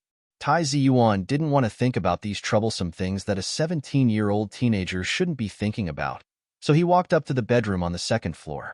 The sky outside was gradually darkening. After resting for a while, he prepared to enter H1 as usual. He didn't want his mother to know about this matter. Firstly, he needed some privacy and freedom of his own. Secondly, he subconsciously didn't want his mother to know that Professor Jean was still alive. As for Sulu, he didn't care about him at all. In the eyes of this noble young master, that intruder was just an extremely lucky retired soldier who had an extremely disgusting taste in life. Perhaps he was a little interesting? Tai Ziyuan, who was going upstairs, had a mischievous smile on his face. The most expensive food Sulu had ever eaten in his life was probably the buffalo he had slaughtered with his own hands. Of course, he couldn't say that he had high taste in life. The precious Caspian Sea caviar on his tongue was just a very disgusting taste, like the taste of rotten salted egg yolks. Moreover, the size of the caviar made it even more disgusting. His taste buds were completely unable to adapt to those small explosions, which was why he had reminded that classmate on the paper. Your biscuits seem to have gone bad. That night, Sulu still couldn't sleep. His experiment in H1 had ended in failure. When he used the mysterious power in his body to operate the mecha, he didn't show the same level of strength as the uncle. He wasn't sure if it was because of his own ability, or if he had taken the wrong path. However, that small possibility still kept him thinking and excited. He kept thinking, if it weren't for the fact that his fingertips were trembling so violently that they destroyed the two control screens, would he really have discovered something wonderful? Besides that, what he thought about the most was that he had secretly eaten someone else's supper last night. He felt very ashamed, because taking without asking was considered stealing. Although he had brought Li Wei to steal from the cafe owner before, he had returned it that very night. Sulu decided to bring some supper to that classmate today as compensation. He just didn't know if the other party would still be staying up late tonight. What he wanted to experiment was the relationship between mecha control and the power in his body. That mysterious trembling in his body definitely couldn't be known to anyone else. For safety reasons, Sulu might enter H1 during the day and wait in the gatehouse until late at night when no one spoke. Only then would he carry that slightly whitened backpack and head to a remote area of Pear Blossom University in the dark. Before entering the room on the right, Sulu first walked into the lounge. Seeing the large, studied character on the paper, he couldn't help but laugh out loud, thinking to himself that this classmate was quite an interesting person. Seeing that the table was still filled with hot coffee and biscuits, Sulu quickly averted his gaze. He was really choking on these biscuits. Putting down the bag of soy milk and deep-fried dough cake, Sulu glanced at the tightly shut door and then walked into his own room. Chapter 70. His backpack was stuffed full of small self-powered repair tools, a large number of components, and standard high-intensity holographic screen chips. All of these things had been ordered online, costing Sulu more than 10,000 yuan. Fortunately, the logistics industry of the Federation was exceptionally developed nowadays, and these things were not controlled goods. Without wasting any time, he prepared to fix the two holographic screens he had broken last night. However, when he walked behind the holographic screen terminals, he found that the holographic screen fragments he had carefully piled up were already gone. Putting down the heavy backpack in surprise, Sulu scratched his head and climbed up the gangway ladder to the M-prototype mecha's operation cabin. He was rather happy to find the two holographic screens beside his hands. Currently in an extremely good mood, he could not help but feel even more grateful towards Yue University, but what he did not know was that these two holographic screens had been replaced by Butler Jean, who was in charge of the cleanup of Area H1. Although Butler Jean was always the only person by the side of the young master of the Tai family, in reality, this personal butler led 5 small teams, numbering as many as 60 professionals, to provide comprehensive service to Tai Ziyuan alone. Replacing 2 holographic screens within a single day was truly too easy a task. Sulu naturally could not have guessed that he was basking in the glory of an important person, enjoying the highest level of logistic service of the Federation. At this time, he was already seated in the operation cabin, beginning his level 6 training. However, tonight, he was exceptionally careful, consciously controlling the intensity of the trembling or heat flow in his body. Very strange, truly very strange. Faced with the increasing speed of light and color on the holographic screens, Su Li's eyes did not blink, engraving all of it into his mind. Then, with a single thought, a channel seemed to suddenly appear in the muscles and nerves of his body, and the trembling or heat flow would follow that channel, faithfully and rapidly transmitting his thoughts to his fingertips. From there, they would move rapidly across the holographic screens, entering command after command. However, it was still embarrassing. His best time of 11.8 seconds was 0.1 seconds better than last night's. Could this even be considered improvement? Drenched in sweat, Su Lu sat limply in his seat, sweat dripping down from his wet black hair. His fingers were trembling uncontrollably from overexertion. This trembling was purely a side effect of exhaustion, and there was nothing strange about it at all. Su Lu sat thoughtfully in the belly of the mecha's operation cabin, recalling the uncle's every move in the valley, his fingers imitating those movements he had seen before. Suddenly, he stood up and looked from the side of the mecha's compartment and could not help but whistle. It looked like there were indeed some differences between the blueprints and reality. Although those data wiring and sensor devices were indeed under the mecha's protection, they were not isolated from the alloy mecha's controls. Vaguely, Su Lu had a general understanding of how Uncle Feng Yu's pair of magical hands had been able to control the mecha's movements just from the surface of the mecha.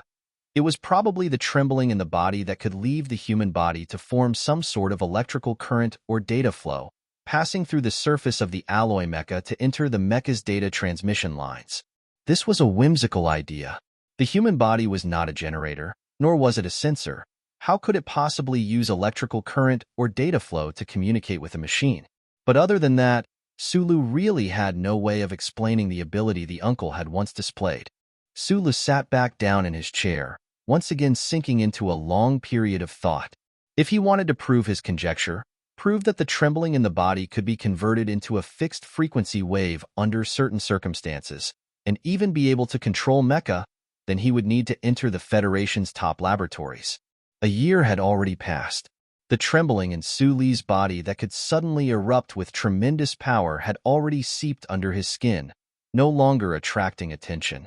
Instead, it had become some sort of slightly numbing heat flow, circulating endlessly along a certain channel in his body, but this had little to do with him operating the touch screen, unless he could get his hands on a mecha full-body sensor control console that had long since been phased out. Su Lu wiped away the sweat on his forehead, enjoying the clean breeze that continuously flowed in from around the control console. It was said that the current M52 series was even more comfortable to control, but he was already very satisfied. In the cool breeze, he stared blankly at his slightly trembling hands.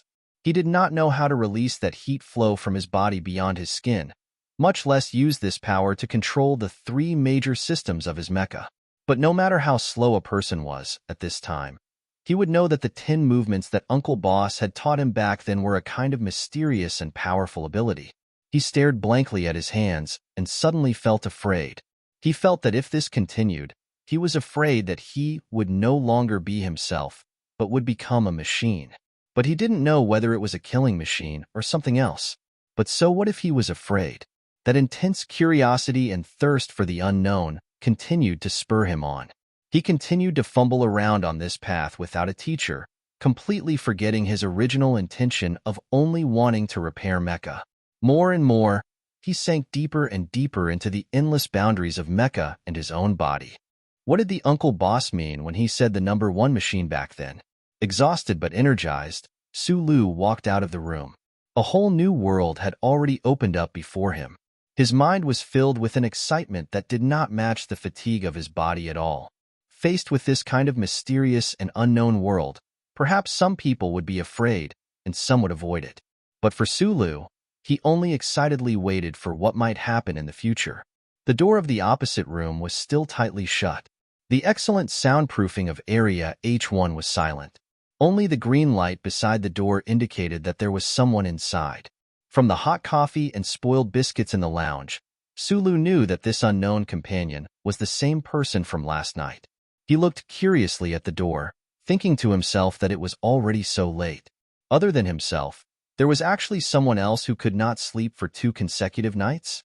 It was because his mind was always occupied by those strange and incomprehensible things. Where was the person inside? His growling stomach reminded him that he was in a state of extreme hunger. Sulu walked into the lounge with a bitter face, wolfing down his soy milk and youtiao. Then he began to look at the soy milk and youtiao that he originally brought for that person with green eyes. At this time, Sulu had already confirmed that every time he used the trembling power in his body, he would fall into a state of hunger. It was like this when he broke the plastic rope to escape in Donglan District, and it was also like this when he practiced in the gatehouse every night. Especially after 2 nights of repetitive and boring high-intensity training in Area H1, his spirit was stretched to the extreme, and his hunger had reached an unprecedented level. This little bit of soy milk and youtiao was really not enough to fill his stomach. He muttered a few words in a low voice, as if he was apologizing to the air. Then he picked up a piece of youtiao cake and swallowed it quickly. But he was still not satisfied. He stared at the little food on the table, pursed his lips, and smiled embarrassedly. He quietly picked up the cup of coffee. The coffee was gone, but the caviar was still there. That tasteless person really came. Tai Ziyuan, who was sweating all over, stared at the table in the lounge unhappily. He saw the soy milk and a piece of greasy paste in the paper bag that gave him a headache. He picked up the paper and saw that there was handwriting on it again. "I'm sorry, I didn't bring enough food today.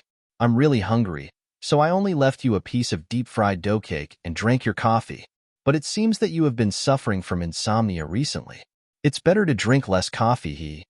Tai Ziyuan looked at the last 2 words on the note, and a smirking face seemed to flash in front of his eyes. He should have been angry, but he didn't know why he smiled bitterly instead. Tai Ziyuan took out the soy milk and the youtiao cake from the paper bag. Suddenly, he was lost in thought. If it was someone who wanted to harm him, they could put ordinary food for more than 20 days and randomly choose a day to put poison. As long as they could make him lose his vigilance, what couldn't they do? He silently looked at the soy milk and the thing called the youtiao cake in his hand. Suddenly, a fierce expression flashed across his face, as if he had decided to take the most dangerous gamble in his life. He frowned and drank the soy milk as if he was drinking poison. Then, he ate the deep-fried dough cake and sat on the chair in the lounge. He was in a daze for a long time. After a long time, he whispered to himself, "Deep-fried dough cake? It seems to taste okay." Suddenly, Tai Ziyuan lost interest in his favorite caviar cake. His eyes flashed with a trace of gentleness. After thinking for a while, he picked up the pen and wrote his reply on the paper. "Stingy." After finishing this action, which even he felt was incomparably childish, Tai Ziyuan subconsciously walked to the room and began to look at Su Li's training data. Even he didn't know why he was so interested in this intruder. As expected, the duration of level 6 was still around 11 seconds. Tai Ziyuan thought sarcastically that this guy was really an idiot. Just as he was about to turn around and leave, his eyebrows furrowed. He had a feeling that the rows of data didn't seem to match up. "Young master, the results of Hospital 1 are out." Butler Jean looked at Tai Ziyuan with some concern. He was in charge of cleaning up Area H1, so he naturally knew the handwriting left on the white paper. However, without the young master's permission, he didn't dare to touch it. He lowered his head and reported.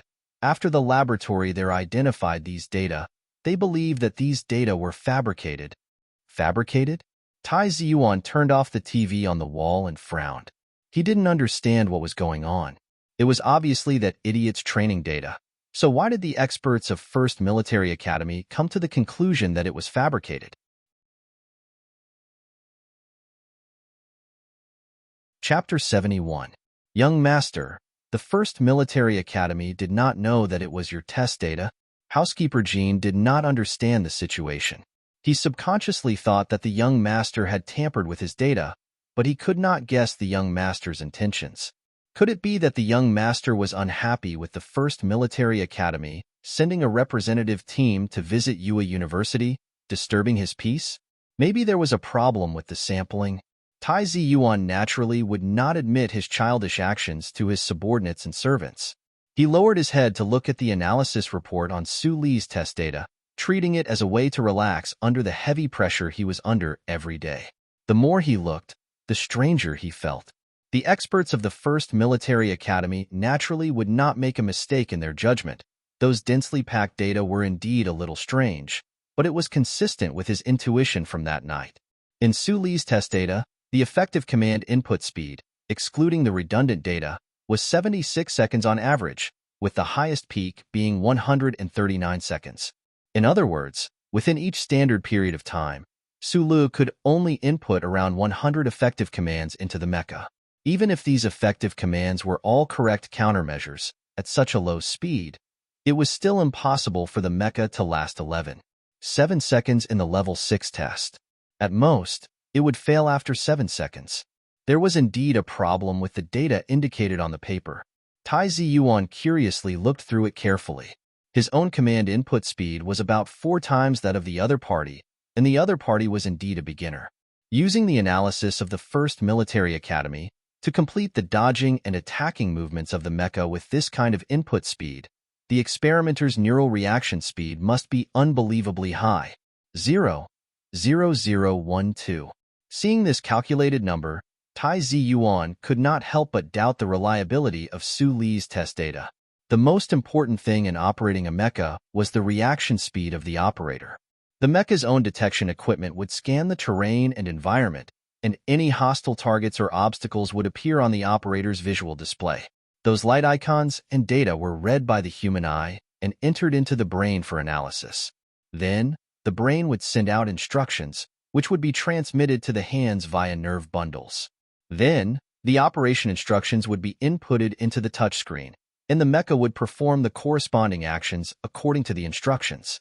This was a complete process, and no one would be able to omit every step of the process.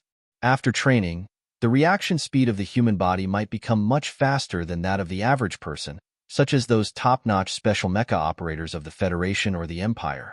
However, due to the limitations of one's physiological foundation, it was impossible for one to reach such an inconceivable level. This reaction speed was practically zero, and from the analysis of data and the various aspects of mecha combat, the only aspect that could reduce one's reaction time was the time between the brain issuing the command and the hands inputting the command.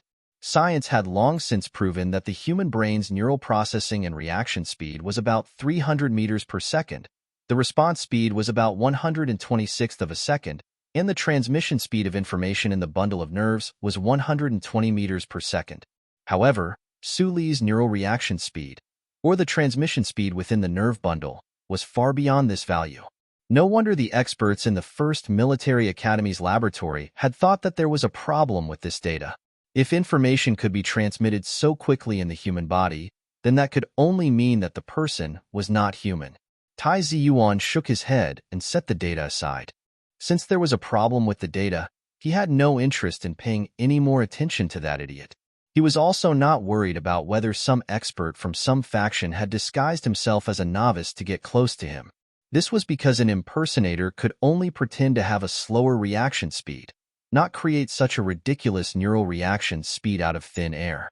Right, Uncle Gene, tonight, prepare a pot of coffee. Tai Ziyuan suddenly thought of something very important. Frowning, he said, 2 cups. Su Lu did indeed have nerves that were much stronger than the average person's. If it had been someone else, when they were young and found out that their boss was a fugitive from the military, they would have definitely fled the control room or the repair shop long ago and reported it to the government, trembling all over. However, Su Lu did not. If it had been someone else, if they were caught by the military special forces and had several black muzzles pointed at them, they would definitely be scared to the point of peeing their pants and telling the government about Uncle Jin's whereabouts.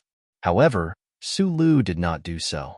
If it had been someone else, when they found out that the glory of the charter throughout the Federation couldn't shine on them, and when they found out that they could implant a new chip into the back of their neck, they would definitely be scared witless. However, Su Lu still did not do so. Perhaps it was because he had seen too many strange things in his short 18 years of life. So when he found out that the mysterious power in his body seemed to be more mysterious than he had imagined, he did not panic or feel uneasy at all. Instead, he felt a faint sense of excitement and desire. It was not a desire for power, but a desire for the unknown. He only knew all of this, accepted all of this, and bravely faced all of this. Furthermore, he faced all of this with such optimism. Even though he was still a fugitive from society, he was still happily and healthily working, studying, and living in UA University. He had friends, female friends, a study partner that he never saw every night, and something that he was most interested in, something that he was willing to sacrifice his sweat and time for. Of course, this was to describe Su Li's personality. It had nothing to do with the conclusion that the first military academy came up with after reviewing the data from Area H1. Su Li knew that in this world, there were already people who had studied his nerves and thought that the data was very crazy. If he were to examine the data himself, he could easily come up with the most realistic conclusion. In this world, there was no one whose nerve reaction and transmission speed was fast enough to catch up with the sun. Su Li could, and Fengyu could not. The reason why his pathetically slow hand speed could exceed the speed of the screen was because when the light and color on the screen entered his eyes and was calculated in his brain, they were not transmitted to his hands through the nerve bundles of the spinal column and the nerve cells. After the brain made the calculation, the reaction should be following the path of the strange tremors and heat flow in his body. If the nerve bundles in the human body were the widest 12-lane highway in the outskirts of the capital special district, then the path in Su Li's body that could not be found in an autopsy was like the established space path between galaxies. There was no end, only direction, no speed limit, only vastness. In the following few nights of learning and experimentation, Su Li also gradually experienced the beauty of this strange control method. He was so engrossed in it that he could not extricate himself. At level 6, his endurance time also grew longer and longer, from 11.8 seconds to 17 seconds. Other than the constant battle with the M prototype mecha, Su Li also had one more thing on his mind these past few days. He found that the classmate next door seemed to have the same insomnia problem as himself. Although they had not met yet, the two of them seemed to be separated by a corridor, communicating through the supper. Later on, Su Li prepared ample portions of food, such as scallion pancakes and roasted sweet potatoes. These natural foods were actually not easy to find these days, and they were not cheap either. However, Su Li had been having extra meals every night for the past 6 months. He never got tired of looking for supper and was very familiar with it, so there was not a single night where he had the same meal. Tonight, he had brought over roasted lamb chops. Of course, it was synthetic mutton. Looking at the pot of coffee and the pitifully small plate of biscuits in the lounge, he could not help but smile. He thought to himself, that person called me a stingy person, but in fact, I am the stingy one. How can I have enough biscuits with so little? Later on, he finally discovered the strangeness of those caviar biscuits and also knew how expensive they were, but he still did not like them. Su Li very naturally poured himself a cup of hot coffee and then hummed the theme song of Channel 23's longevity drama as he sashayed into his room. He and Tai Ziyuan, whose name he did not know, seemed to have some kind of tacit understanding.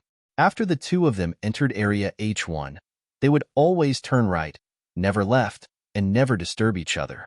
Su Li was already used to this kind of night. He sat on the M-series prototype and began to concentrate on his practice. Occasionally, in between practice, he would lift his feet up and rest on the alloy frame by the cockpit door. He would drink his hot coffee while looking at the high ceiling and thinking about random things. For example, he was thinking today, if he could find a complete simulation system and connect the sensors directly to the surface of his skin, would it allow the mech to operate faster? This was just a thought. Those systems that were judged to have no future had been eliminated decades ago. Su Li was quite lucky to have seen one in the garbage hold of the ancient clock, but where could he find one in this university? A sudden voice in the cockpit woke Su Li from his thoughts. The cup of coffee in his hand almost fell to the ground a few meters away. Is the coffee good? An emotionless voice came from the speaker in the cockpit. Su Li was stunned for a long time before he reacted. He had been in H1 for many nights and had not heard or seen anyone other than himself. He had not heard any other voice. He looked at the light screen prompt and confirmed that it was an internal call from H1. He immediately guessed who the voice belonged to. He subconsciously raised his coffee cup towards the speaker and said with a smile, "Are the onion pancakes good? I saw that you didn't leave any for me yesterday." The voice on the other side paused for a moment, as if not used to this kind of conversation. After a while, the voice said softly, "Is it too boring to practice alone? Do you want to try it online?" Sulu was stunned and scratched his wet hair. He had never seen the person in the other room before, so he was naturally curious. Although he didn't take the initiative to try to open the door in order to keep his secret, after several days of coffee and supper, he felt that he wasn't unfamiliar with the other party. More importantly, these days of practice made him realize that he seemed to be getting more and more interested in piloting mecha. He also felt that his level was improving a little too quickly. It was just that he lacked a real comparison, so he was not sure how good he was. Looking for a beating? Come on then. Sulu put the coffee cup beside him and clenched his fist. The voice on the other side paused for a moment, as if it did not expect Sulu to say such ridiculous words. There was a hint of seriousness in the voice. "There are not many people who dare to speak to me like this." Chapter 72. Reality proved that the one who was looking for trouble was Sulu, and he was being tortured very badly. In the virtual scenario that took 4 minutes to construct, he only lasted 1 minute before being judged as the loser. A complete failure, and both the human and the machine were destroyed. Looking at the fireworks that represented victory and the small white flags that represented the losers on the screen in front of him, Sulu couldn't help but feel a little disheartened. He was also angry at the designer of this virtual system. He didn't notice that although the designer of H1's virtual combat system was very rough, it used the three-dimensional combat simulation that the federal military had not yet successfully experimented with. Taking the towel beside him and wiping the sweat off his face, Sulu calmed himself down. He broke away from the joy of discovering a treasure trove a few nights ago and repositioned himself as a beginner and a country bumpkin. Smiling, he said to his familiar yet unfamiliar companion on the other side of the communicator, "Again?" The outcome did not change much. In the next few practice matches, no matter what kind of terrain was chosen, Sulu was still beaten to a pulp by the mecha on the other side of the screen. Although he had stronger nerves than anyone else, his mecha combat experience was close to zero. Of course, he was no match for the person on the other side of the screen. Tai Ziyuan did not want to get to know that young student doorman. His identity and position were too sensitive. He should not have had any relationship with someone of Su Li's level. If it were not for some vague reason, Tai Ziyuan would not have even allowed Su Lu to enter H1. Even if he was a student recommended by Professor Jean, even if Professor Jean was the designer of H1. He did not know if it was because the sleepless nights were too boring, or because of the steaming hot soy milk, or the oily supper that he could not name, but which had an indescribably delicious taste, or because the young master of the Tai family had not seen anyone close to his age by his side for a long time. He allowed Su Lu to enter District H1 every night, but even so, he was not prepared to meet Su Lu. On this point, he somewhat admired this young man for his understanding of the situation. He had never tried to knock on his door. Just because we don't see each other doesn't mean we can't talk, Tai Ziyuan told himself in his heart. He was a little curious as to why this seemingly ordinary student would suffer from insomnia every night. Could it be that the other party was also bearing the same kind of pressure as him?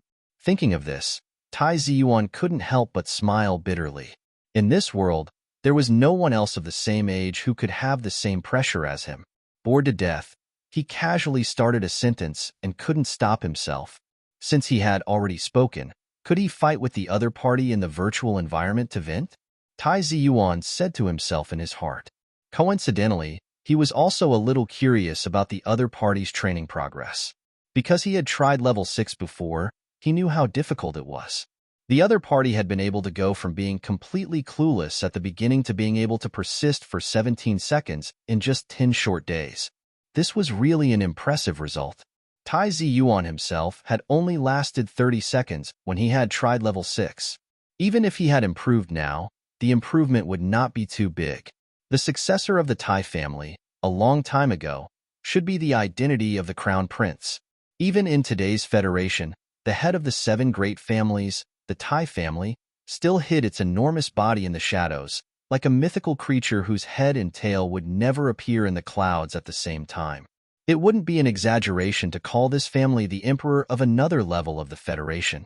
With this kind of identity, Tai Ziyuan didn't have any real friends since he was young.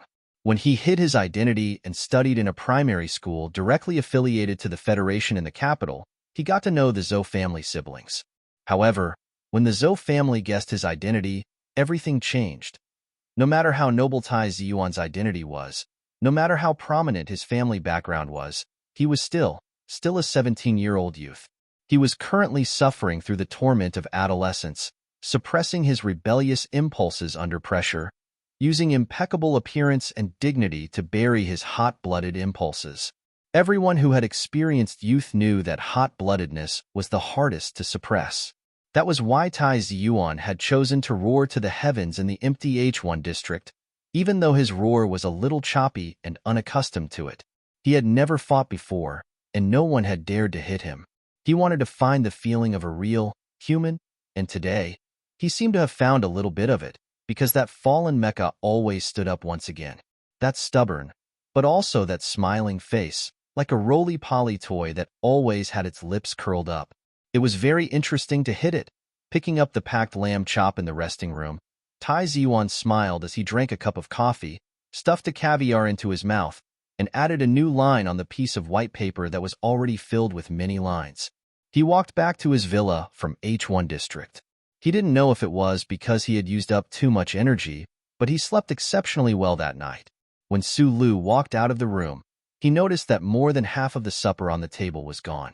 He raised his knife-like eyebrows. After so many days, this was the first time that person left before him. He walked to the table and picked up the piece of white paper, only to see a line written on it. "The lamb chop tastes good. This is the first time that kid praised me for the supper I worked so hard to get, right?" Sulu rubbed his head a little angrily, thinking that even if he beat me, he doesn't have to be so smug. But for some reason, looking at the line of "tastes good," Sulu felt a little happy. He picked up the pen and wrote his reply on the piece of paper. "What's so good about synthetic lamb chop? I'll find a chance to get you some wild lamb." When Sulu wrote this sentence, he suddenly remembered that a year ago on the spaceship, he had made a similar promise to that little girl. He couldn't help but feel a little emotional. A year had passed.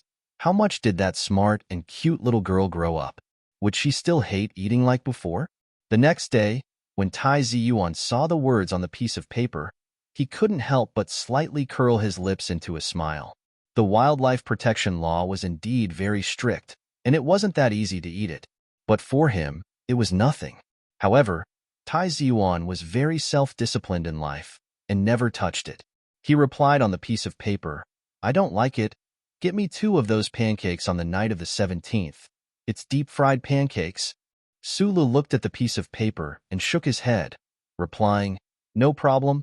Since you are a tasteless person who doesn't know how to eat caviar pancakes, why did you eat all of them?" Tai Ziyuan angrily left a message. "I just found out that it's such an expensive thing. Of course I have to eat more. I brought you so many days of food.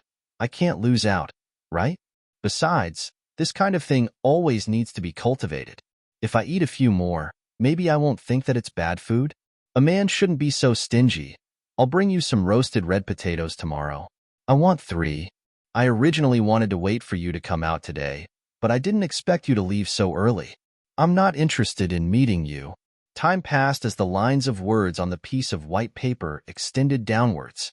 Occasionally, at night, these 2 young men would speak a few words through the communication device and arrange for the mock battle. As for the type and quantity of supper, as well as the childish behavior of haggling over every ounce, it was still recorded on the piece of white paper. They probably both thought that it was very interesting. They still hadn't met. Sulu had once made this request, but since the other party wasn't willing, he let it go. "That piece of paper is almost full now. I'm really curious. Why is that kid's insomnia so bad?" In the cafeteria at noon, Sulu ate with a spoon while talking to the girl opposite him. Recently, he had gotten used to this kind of work and rest schedule, and he rarely went to H area during the day, so the time to eat and talk with Zhang Xiaoming had returned to the beginning. There were fewer strange looks coming from all around, because the separation of young men and women was a common occurrence in this school. Sulu, a poor student, had a miraculous performance in Professor Zhou's class, which gave him a lot of points, so there were fewer people who felt indignant for Zhang Xiaoming. Sulu knew what kind of relationship he had with Zhang Xiaoming. He just subconsciously liked sitting across from this girl who was as pure as water. It felt like clear spring water that refreshed his heart. But when he was facing Zhang Xiaoming, he felt very nervous, and this kind of nervousness made him feel very uneasy. Could it be the legendary thing? However, at this time, Zhang Xiaoming was in a daze. Her clear eyes had a touch of melancholy, and she looked at the autumn scene outside the cafeteria through the lens of her black-rimmed glasses. She didn't pay attention to what Sulu said, and it was the information she missed that she would regret very much in the near future. The tips of the trees on campus were slightly yellow, and the autumn wind kept swaying them. The sky through the black-rimmed glasses on Zhang Xiaoming's nose swayed gently, and the people who looked at her couldn't help but want to fall into the sky. Sulu stared at her in a daze, feeling empty in his heart, but also full, sour, and sweet. He didn't understand why there was an indescribable feeling under Xiaoming's calm appearance, as if she could disappear at any time. Sulu liked the idea that the opposite side of the cafeteria table could become empty at any time. The dance is starting next week. Zhang Xiaoming suddenly turned her head, smiled, and said to him, "You've been busy recently, and I don't know what you've been busy with. There's no class tomorrow, so let's go out and buy clothes." Sulu nodded and was about to say something when Zhang Xiaoming lowered her head and said softly, "Of course we'll use your money, don't worry about anything." Chapter 73. The university town was located in the north of the capital planet. Other than the harsh winter weather, most of the time, the sun would rise too early, making it difficult for people to adapt. At 6 in the morning, Zhang Xiaoming woke up from her sleep. She fumbled around to put on the black-framed glasses that never left her side. She stretched her body and looked at the beautiful Rose River outside the window. The clear river water and the slightly yellow trees in the autumn made her fall into deep thought. Although she had returned to S1, her heart was still in S2. She served Senator Macklin and had her own missions and responsibilities. When she returned to UA University last year, her most important mission was to get close to the mysterious young man with the codename Prince. She also wanted to try to establish a good relationship between Senator Macklin and the head of the Seven Families, the Tai family. The wireless network that was spread throughout the Federation allowed her to receive the senator's orders at any time. However, she had been back at UA University for more than half a year, and the black-framed glasses had never been activated. Her life was so peaceful that she almost forgot her true identity. Until the day before yesterday, a message appeared on the black-framed glasses. The senator informed her that they had confirmed that the target was indeed studying at UA University, but they were unable to find out where he lived. However, according to the intelligence, the target would definitely attend the Double Moon Festival Ball next week. Senator Macklin directly gave her a sincere order through his subordinates. She had to find a way to get close to the prince at the ball and create a positive atmosphere before the other forces. The autumn scenery outside the window was so beautiful, and Zhang Xiaoming's mood was so cold. The information about the prince was not detailed, but the most important point had already pointed her in the right direction. A young man who could tolerate the temper of the eldest daughter of the Zhou family, a young man who had been disciplined since young, would definitely have a rebellious impulse. He was especially curious about love. Love? Then what about my love? Zhang Xiaoming was just a young girl under the age of 20. She had also fantasized about her future countless times, about her own love. However, the autumn scenery outside the window gradually turned into a face that was always squinting, filled with sincerity, kindness, and tolerance. Zhang Xiaoming laughed self-deprecatingly. Sulu was too honest. Bruce Scholar, a staunch supporter of George Carlin's theories and the best interpreters in society, believed that love in this world was just like a fist. It was also divided into sizes.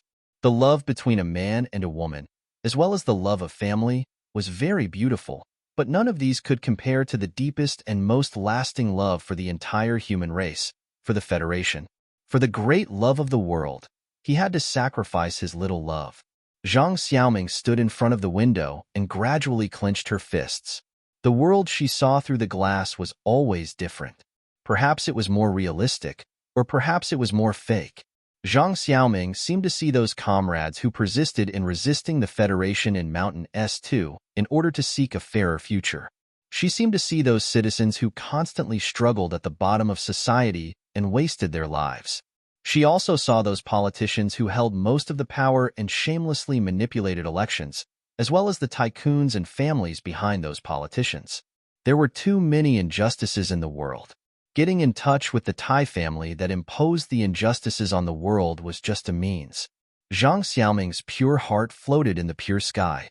She was willing to sacrifice everything for the sake of eradicating the unfairness of this world under the leadership of Senator Macklin, including the love that hadn't even had the chance to sprout.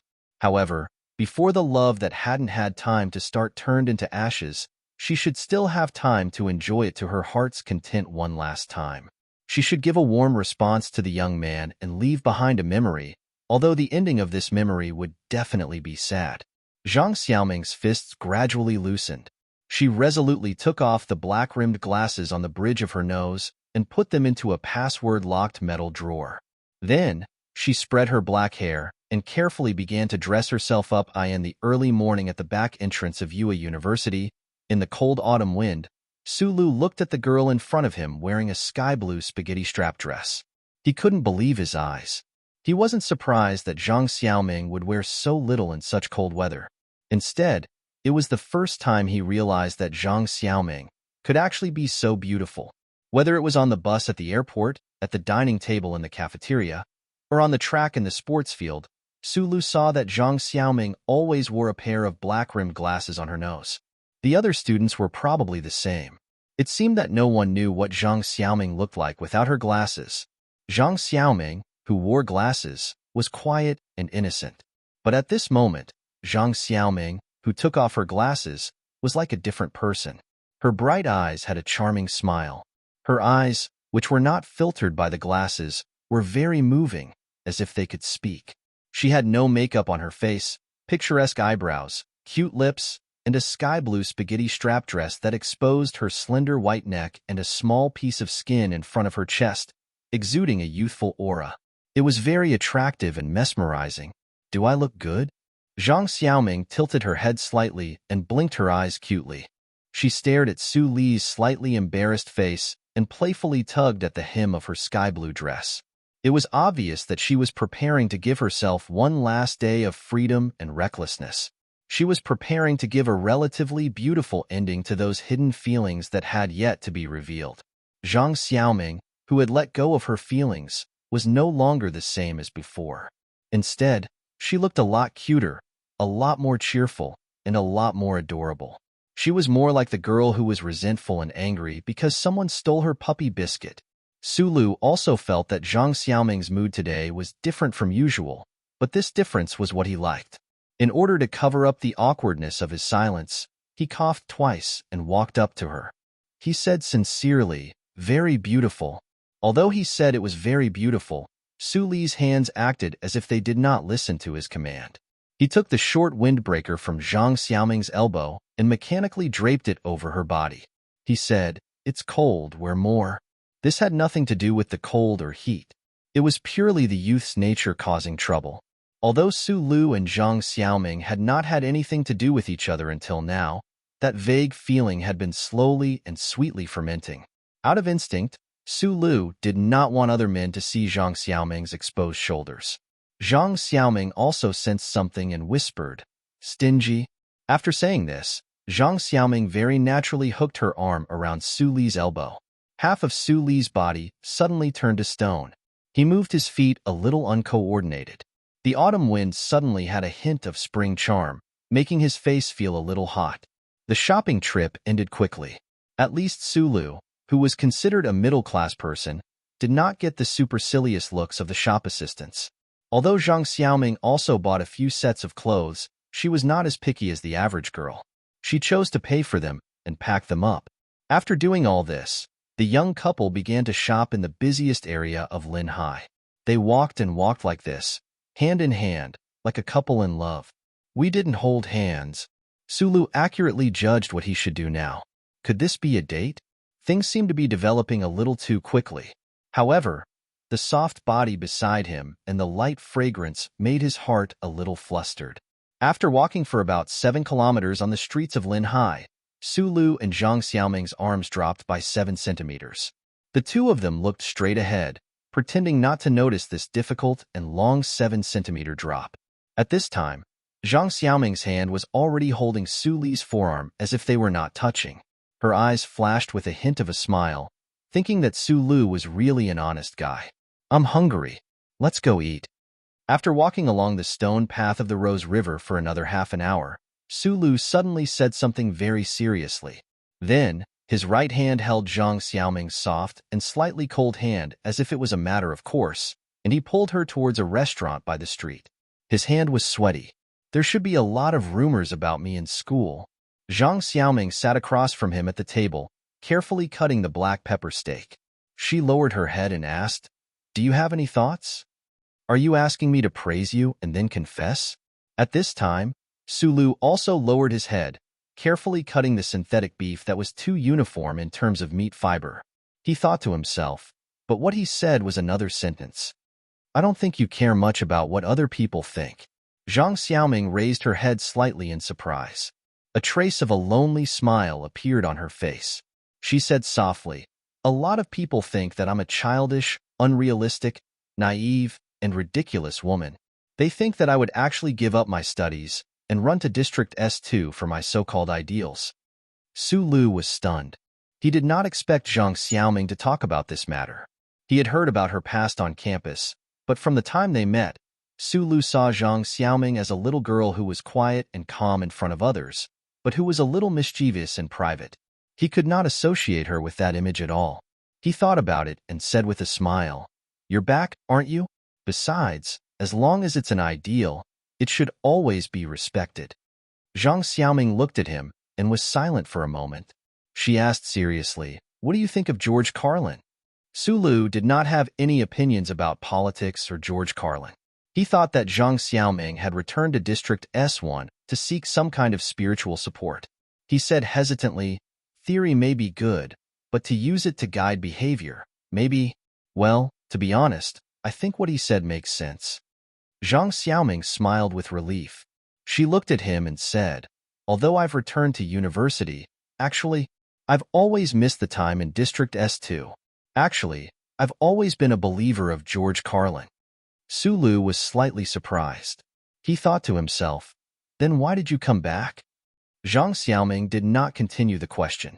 She looked at Su Lu and thought with some jealousy in her heart. If it were not for those things, and she had a natural development with this honest and cute boy in front of her, perhaps it would have been a wonderful thing.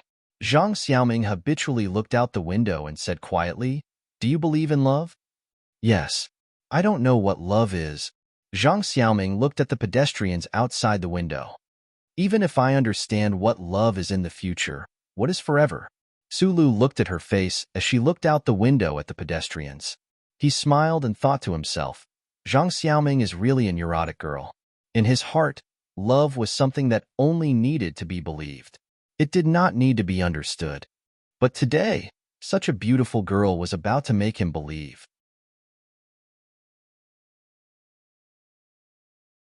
Chapter 74. This was Su Li's first time treating someone of the opposite sex to a meal in a formal restaurant, so he was a little nervous. Once he was nervous, his eyes would subconsciously not look anywhere else but at the only girl he was familiar with. However, when he glanced over, he saw her chest that was not covered by the sky-blue spaghetti strap dress. His heart fluttered when he saw her fair breasts that were half covered by the dress. He quickly shifted his gaze up, only to see Zhang Xiaoming's lowered face. Her slightly curled eyelashes and her red lips and white teeth were gently biting on the fork. His heart was even more flustered. The temperature in the restaurant was maintained at 26 degrees, and the black pepper steak was slightly spicy. A cute bead of sweat seeped out of the tip of Zhang Xiaoming's nose. She had already taken off the short windbreaker that she was wearing, and her entire person was unintentionally releasing a pure charm. Perhaps it was because of the food, or because she had noticed Su Li's glance just now. Zhang Xiaoming's sideburns had turned slightly red. However, she did not deliberately hide the view in front of her chest. She maintained this seductive posture, awkwardly displaying her charm. Sulu knew where his eyes should be looking, but Zhang Xiaoming did not know where he was looking. Both of them had different thoughts in their minds, and they fell into an awkward silence. I like you. Su Li's extremely serious and firm words broke the silence.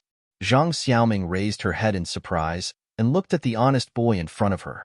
She never would have thought that he would confess to her so directly. For a moment, her language skills were a little lacking. She stammered, What did you say? I said, I like you very much.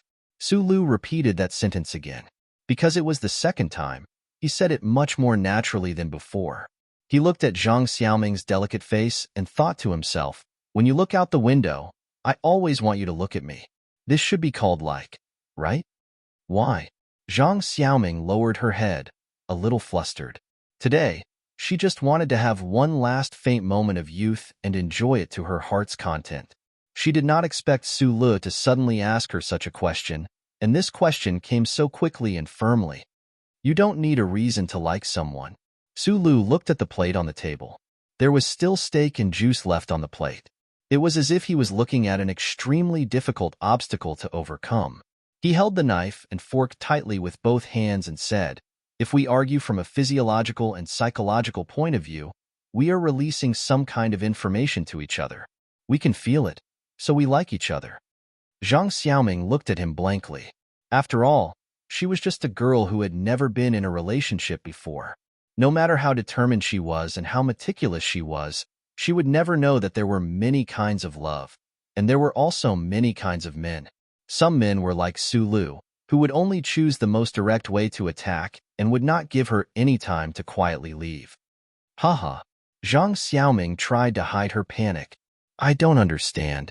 Su Lu raised his head and stared into her eyes. After hesitating for a moment, he said seriously, I once had an elder tell me that if you meet a girl when you are young, and you don't want to peek at her body at all, and you don't dare to fantasize about things related to lust in your mind, then it proves that you like her, and it's a real kind of like. Zhang Xiaoming looked at him blankly and asked, This. What kind of theory is this?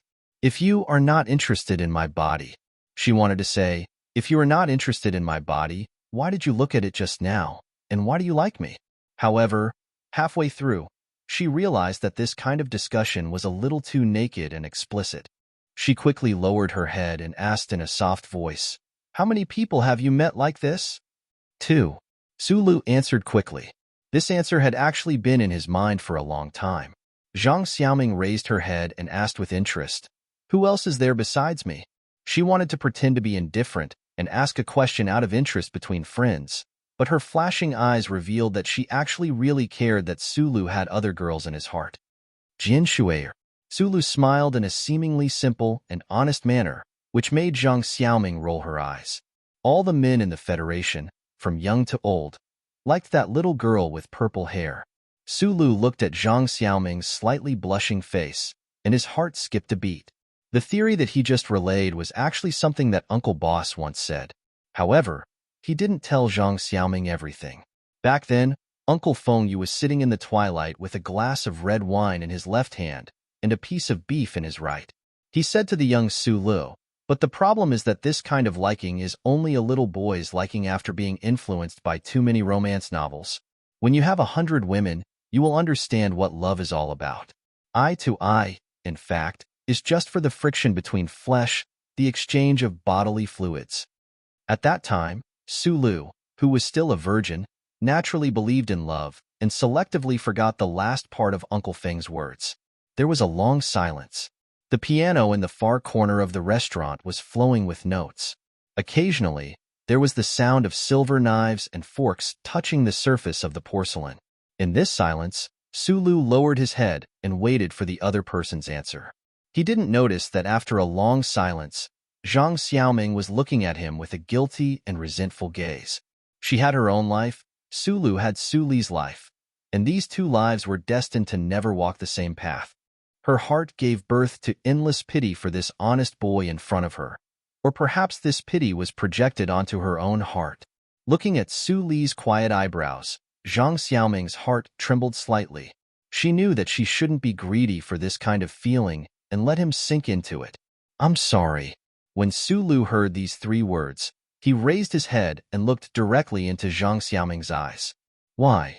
I know you like to be with me.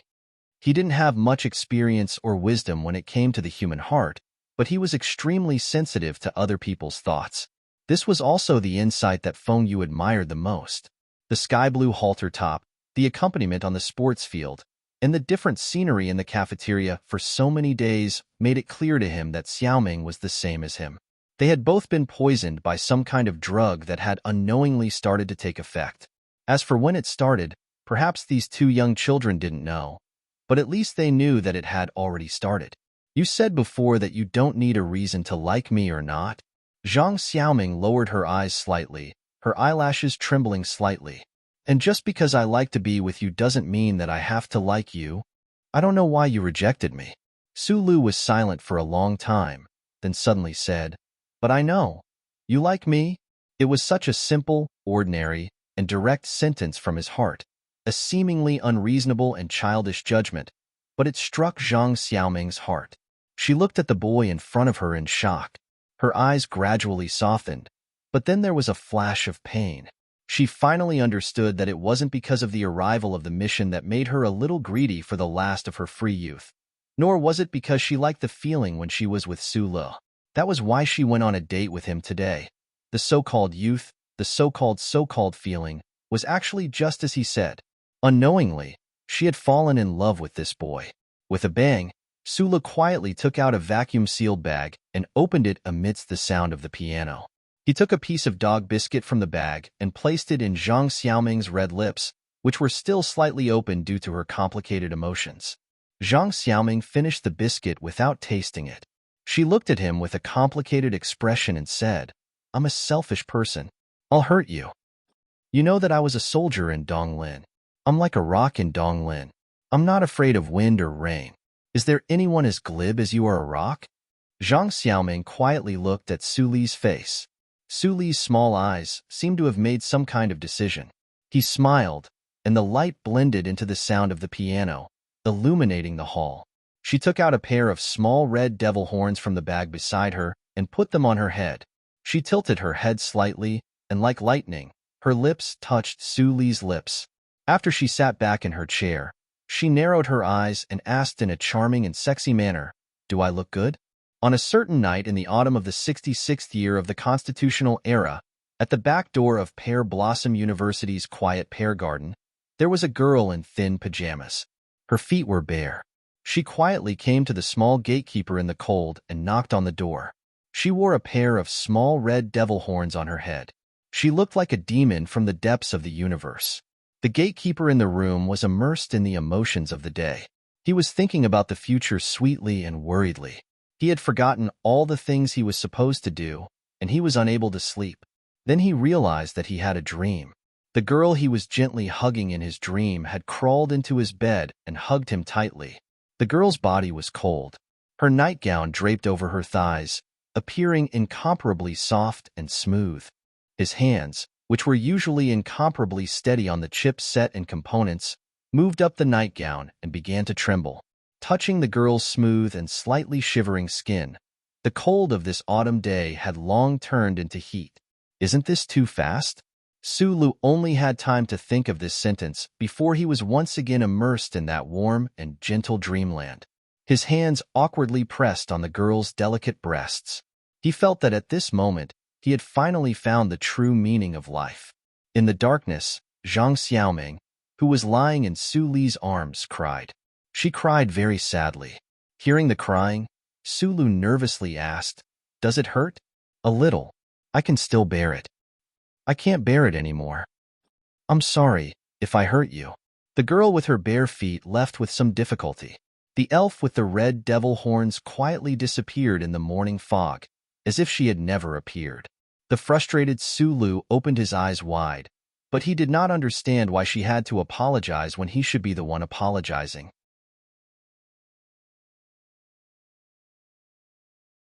Chapter 75. Although it was already autumn in the university town, it was still early in the morning. It was only 5 in the morning, but the campus was already bright. It was the weekend. So many students from Lin Hai had gone home. The cold autumn wind made people lose interest in coming out for morning exercises. The female dormitories in the university town were all given elegant names, such as Osmanthus Garden, Plum Garden, Pear Garden. At this time, Plum Garden dormitory was empty. There were no cars, no male students lighting candles to show their love, and no girls going in and out chattering nonstop. There was only a boy holding a bouquet of flowers and a thermos flask. The flowers were wildflowers that had just been picked by the Rose River. There was still dew on them, just like the girl who had bloomed for the first time last night. The freshly cooked porridge in the thermos would not cool down no matter how long it was left in there, just like the boy's burning heart. In the cold wind, Sulu rubbed his hands and looked up at a certain room on the 7th floor of Plum Garden. A happy smile appeared on his face. He didn't sleep the whole night until the sunlight of the university town shone through the window. Only then did he realize that he seemed to have done a lot of wrong things. How could he let Xiaoming go home alone last night? Until now, he still felt that everything that had happened last night was just a dream. It felt unreal. He also realized that he didn't give Xiaoming any flowers. This was an unforgivable mistake. If Shi Qinghai knew, he would definitely scold him. In order not to let the girl down, he immediately took remedial measures. He cooked porridge, picked flowers, and even carefully went to the 24-hour pharmacy to buy ointment and emergency contraceptive pills. If Xiaoming was injured, he could apply the ointment. If Xiaoming was afraid of accidents, he could take Tingting's emergency contraceptive pills. Of course, if Xiaoming didn't want to take them and got pregnant in the future, he could get married. With his skills, he could find a good job and work hard to support his family. After Xiaoming gave birth, he could come back to school, and then, the little boy was immersed in his fantasy of happiness. He didn't know that his smile was very silly, and he didn't know that a fantasy was a fantasy after all. Sulu had already made up his mind. He would no longer run away because of his identity as a fugitive from the Federation. He wanted to take responsibility for this relationship and that girl. This kind of heavy feeling of growing up overnight did not make him feel strained. Instead, it gave him a sense of accomplishment that came from his bones. As time passed, more and more girls came out of the Plum Garden apartment. They looked at Sulu as if they were looking at a fool. However, Sulu did not care about the gazes of the crowd at all. He only felt slightly happy and slightly anxious as he waited for Zhang Xiaoming to appear. He began to feel nervous because he suddenly realized that if he saw Xiaoming later, he did not know what to say first. Could he ask her if she had eaten? Sulu, a slightly plump girl with a ponytail, was yawning at the entrance of the apartment.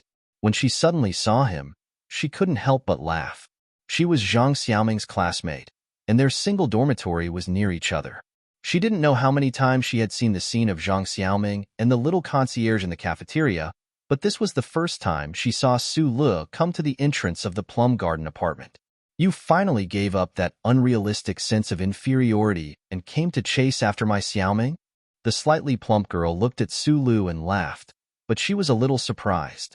Because he had always appeared so indifferently, not many people really thought that Zhang Xiaoming would be with this concierge. Sulu smiled awkwardly and said, "Yes."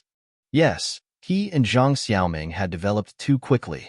It seemed that he had skipped a lot of necessary steps in between. Even if he followed those movies and chased after her again, what was there to be afraid of? Wouldn't that be a very happy feeling? Besides, he had already chased after her yesterday, he thought to himself. Don't wait, Xiaoming isn't in the room. I was just about to call her down to eat. The plump girl's words mercilessly shattered Su Li's entire morning's preparations. Xiaoming isn't here? Sulu asked in surprise. Yes. I heard that her family had some kind of gathering today. Maybe she went back yesterday. Sulu stood outside Plum Garden Apartments with flowers and a thermos flask in his hand. He couldn't help but shake his head in disappointment. Only then did he realize that he didn't even have Zhang Xiaoming's phone number. Only then did he realize that he was really bad at these things. As for Zhang Xiaoming's family, he had heard her mention them briefly. They seemed to be the upper class of the university town. As for the specific address, he didn't know, because it was obvious that Zhang Xiaoming didn't have a good impression of her family.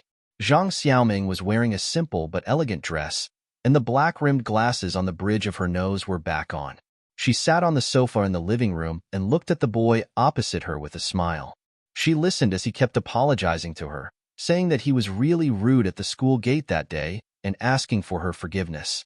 Today, the Zhang family had a small gathering, and the young student that was picked by the elders to meet her was also her classmate at Yue University.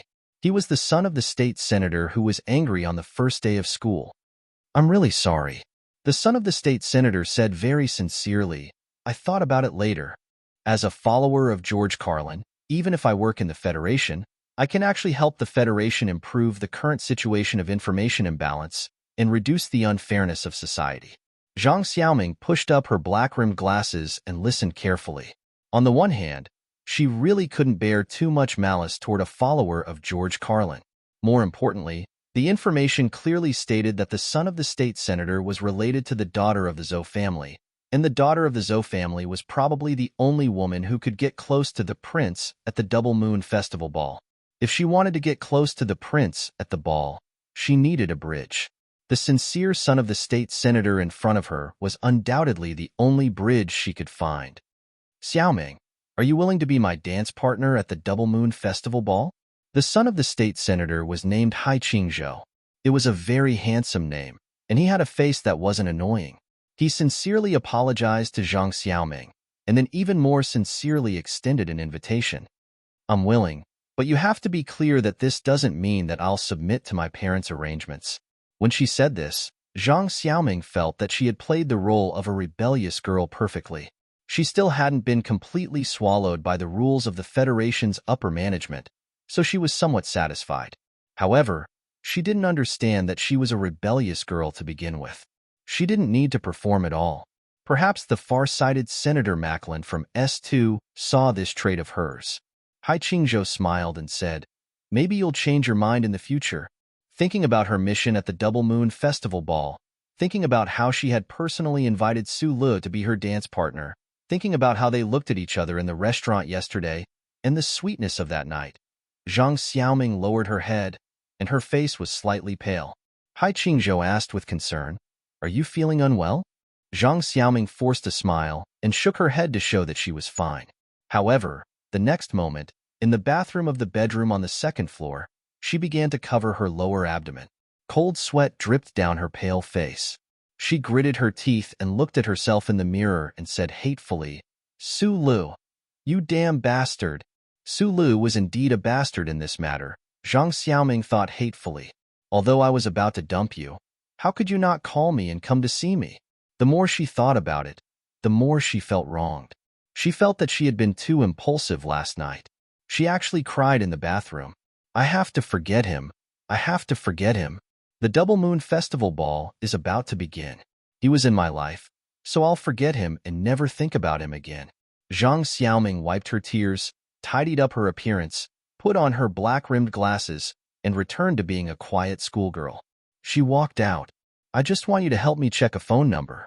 "Is it that difficult?" Su Lu, who hadn't seen Zhang Xiaoming all day, began to feel uneasy. He was like an ant on a hot pan. At this time, he remembered that he was obsessed with District H1 and rarely saw Zhang Xiaoming. He felt that he was extremely stupid at that time.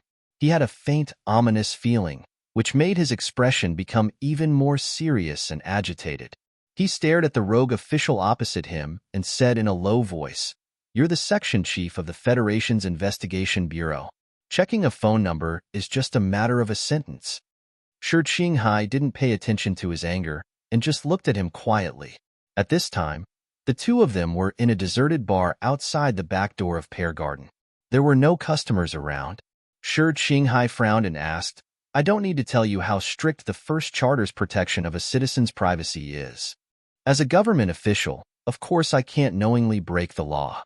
But what I'm most concerned about right now is, why do you want to check the phone number of that girl named Zhang Xiaoming?" Su Lu was silent for a moment. He raised his head and said somewhat shyly, "She's my girlfriend.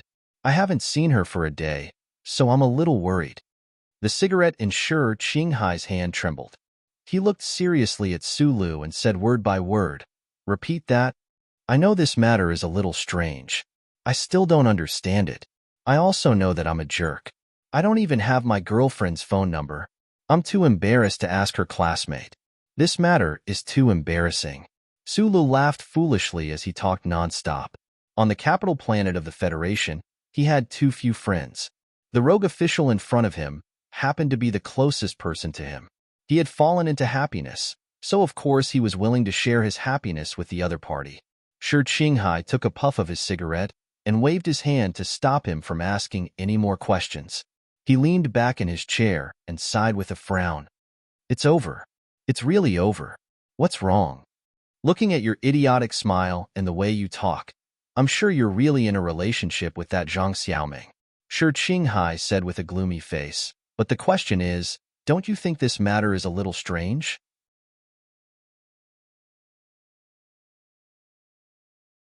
Chapter 76.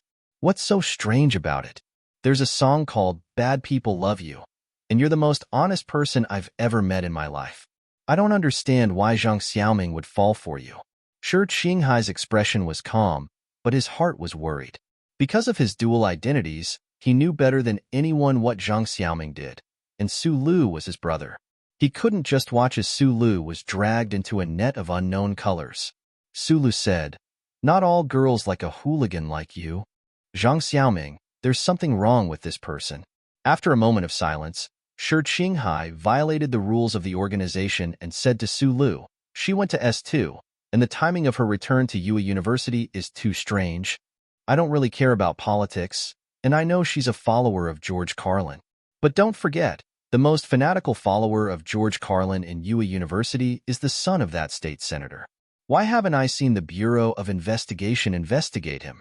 Shi Qinghai wiped his wine-stained palm on his wrinkled suit and said, "Trust me, I know more than you. Even if she's still working for the people in S2, what does that have to do with me?" Su Lu said with a smile, "Senator Macklin has already come to the Federation to run for office. The Federation can't possibly start a civil war, right? He himself was a fugitive, so he didn't care about politics. And from an emotional point of view, he had a better impression of the opposition. After all, it was the Federation that killed the uncle and destroyed his original path of life. But he still didn't believe that a naive girl like Zhang Xiaoming would be a spy sent to the university by the opposition, because after last night, he was sure that no one knew the girl better than he did. At least she won't have any intention of using me, right? Looking at Shi Qinghai's gloomy face, Su Lu knew that he was worried about him, so he comforted him. "I'm just an ordinary student with a bank card." "That's true. But I still don't understand why she would have the leisure to date you at this time," Shi Qinghai said sarcastically. Su Lu did not understand this sentence. He stood up with a cigarette in his mouth and warned, "Try not to leave school in the future. Zhou has already returned to the 3rd military region, but the daughter of the Zhou family has entered your school. Something might happen." This was the first time Su Lu had heard this news, but he didn't care much. After all, too much time had passed, and he still missed Zhang Xiaoming.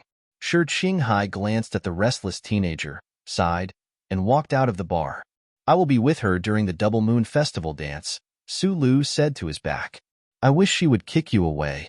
Also, I've gotten an invitation for the Double Moon Festival ball. See you then." Shi Qinghai waved his hand behind his head and walked out of the bar. Shi Qinghai, the head of Section 4 of the Federation Investigation Bureau's Linhai Field Office.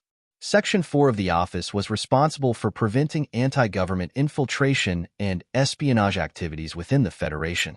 However, other than his direct superiors, no one knew that his real identity was an intelligence agent sent by the anti-government army to Area S1 of the Federation, or rather, a spy. Many years ago, Shi Qinghai's father, who was doing a rare job in the Federation, mysteriously died in an accident. The Shi family's small farm was assigned to a large company in the Federation. From that day on, Shi Qinghai, who was still a child, lost all respect and trust for the Federation. When he was studying at the 1st Military Academy, his psychology professor discovered him, recruited him, and educated him. He learned that there were people in the Federation who were working hard to eliminate the unfairness covered by the law. This psychology professor later became the director of the HTD Bureau in Linhai Field Office. Shi Qinghai, who joined the Federation Investigation Bureau, also became a spy. The head of Section 4 of the office, who who was responsible for preventing anti-government infiltration, was actually a member of the anti-government army. This fact was ridiculous, but it also showed that the anti-government forces spared no effort in infiltrating the Federation. It was extremely rare for a spy to be able to sit in such a key position as Shi Qinghai, which also showed his cautiousness. It was precisely because of his dual identity and keen sense of smell that even though the FBI had already stopped monitoring Zhang Xiaoming, he was still sensitive enough to notice that the girl was different. It was a kind of temperament. Back when he secretly went to S2 for short-term training, Shi Qinghai didn't know how many young people like Zhang Xiaoming were willing to burn for their ideals. That kind of temperament couldn't be hidden no matter how hard he tried. Shi Qinghai didn't like these young people. He often thought that compared to him, these people were too unprofessional. The anti-government forces were now divided into two major factions. One was the moderate faction led by Senator Medellin, and the other was the radical faction based on the anti-government forces. Shi Qinghai belonged to the anti-government forces. In his opinion, the sanctimonious old man Senator Medellin was just a shameless politician who only knew how to use political resources to achieve his own goals. Of course, after all, everyone could be working for the anti-government forces. Shi Qinghai didn't try to find out Zhang Xiaoming's true identity, but tonight, he heard Su Lu say that his girlfriend was Zhang Xiaoming. This news immediately alerted Shi Qinghai, because it was related to his friend.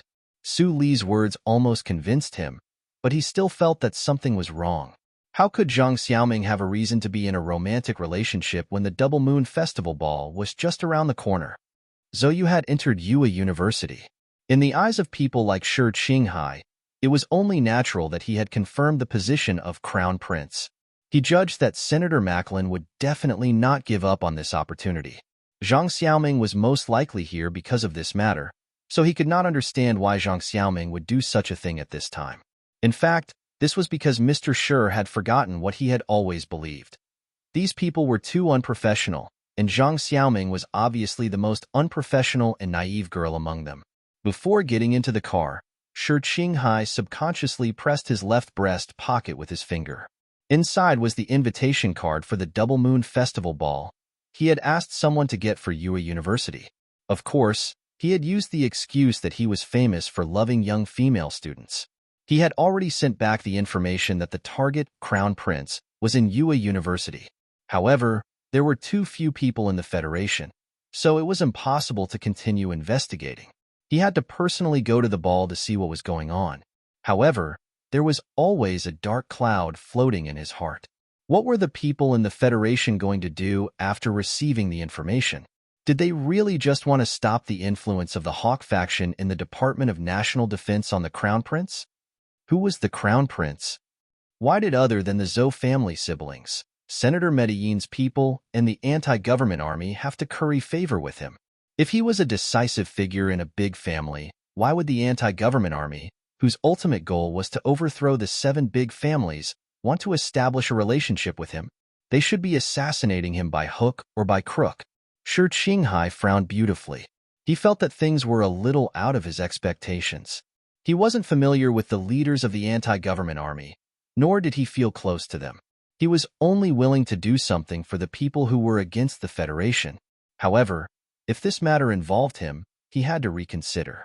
Through the car window, Shi Qinghai glanced at Su Lu, who was still in a daze in the bar. He shook his head. As long as he didn't drag this guy into the mess, it was fine. Fortunately, he had nothing to do with this matter. It was already late at night. But the room on the 7th floor of the Plum Garden Apartments was still dark. It seemed that Zhang Xiaoming would be sleeping at home tonight. He didn't know if she was still in pain, or if she had caught a cold from wearing so little last night. Su Lu stood on the sports field and narrowed his eyes as he looked at the dark room through the autumn trees. He remembered that they were in the same place in the past. Zhang Xiaoming used her slender finger to point in the direction of the 7th floor, telling him that she stayed there every night. At that time, Su Lu and Zhang Xiaoming were just friends who could talk to each other. Now that he thought about those scenes, Su Lu felt that everything was already predestined. Immersed in his happy mood, he was thinking about which restaurant he should take Xiaoming to for a meal when she came back to school. There was still a lot of money in the Sanlin Joint Bank card. It was enough to buy a mid-sized house in Lin Hai, let alone a meal. Thinking of the meal, Sulu suddenly thought of something and shouted, "Oh no!" Last night, he promised to bring that guy some deep-fried dough cakes, but he didn't go the whole night. He didn't know if the guy would wait the whole night carrying a bag of deep-fried dough cakes into the quiet H1 area. Sulu saw a large pot of coffee and a few small pieces of caviar in the lounge. He shrugged and put the deep-fried dough cake to the side. He noticed that there was no new content on the piece of paper that was already full of words. He glanced at the closed door and knew that the guy who was also suffering from insomnia like him hadn't arrived yet.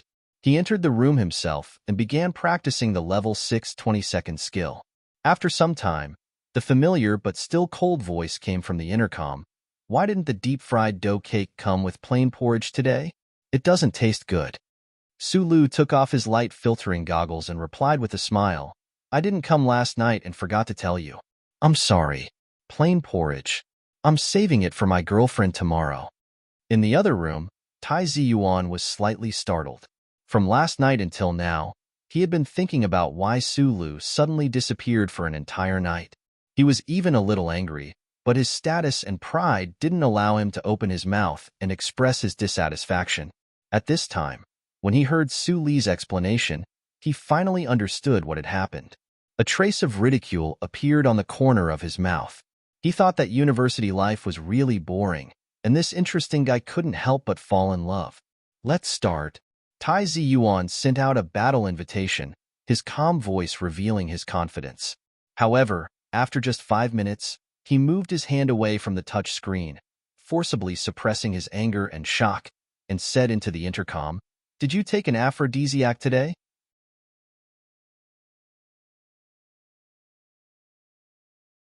Chapter 77.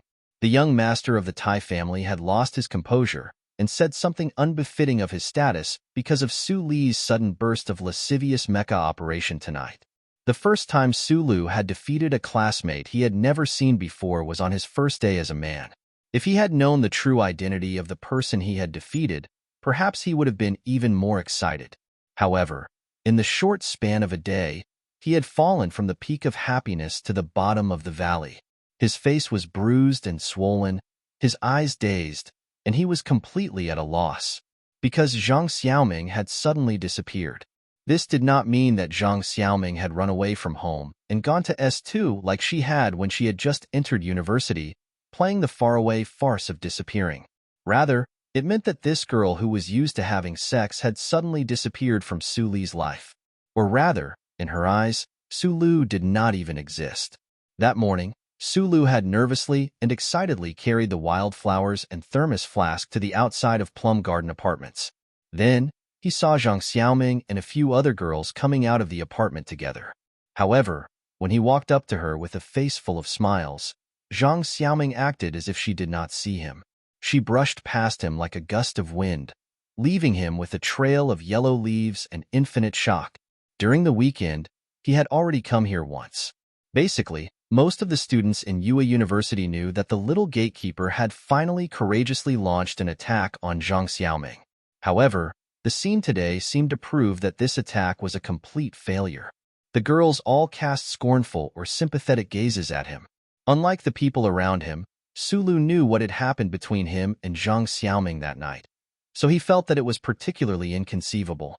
He stared blankly at Zhang Xiaoming's departing figure, baffled, and feeling that something bad was about to happen. Just as he had been worried, from that moment onwards, Zhang Xiaoming acted as if she could not see him at all. Whether it was in class, in the laboratory, or in the corridor, wherever the two of them might meet, Zhang Xiaoming would always walk away with a stubborn look on her face. Sulu was vexed and puzzled, but he couldn't help but feel that the girl's appearance was really funny and cute. Finally, on the afternoon of the next day, Sulu could no longer hold back his questions. He stopped Zhang Xiaoming, who was holding a book, under the big pagoda tree outside the teaching building. He said nervously, "I know I performed badly that night. Ignoring me for 2 days is a very serious punishment." No matter how he thought about it, he could only come to this conclusion. The girl who had just blossomed was exceptionally sensitive psychologically. She was resentful that he was not gentle enough that night, especially when he did not send her back to the apartment. That was why she had ignored him for the past 2 days. Sulu didn't want to fall into a cold war right from the start of his first love, so he sincerely apologized. Zhang Xiaoming was inexplicably nervous. She pushed the glasses on the bridge of her nose, cleared her throat, and said seriously, "You've misunderstood. I also want to find time to make it clear to you that the two of us are not suitable for each other. I don't want you to continue to misunderstand." "Don't make this kind of joke," Sulu said with a smile, but his smile was a bit forced. Why did this sound so much like those romantic dramas that were shown on the Federation's Arts channel? At the same time, he also heard the imperceptible tremor in Zhang Xiaoming's seemingly cold voice. He asked seriously, "What happened?" "Nothing. I'm just calmly thinking about our relationship and future possibilities.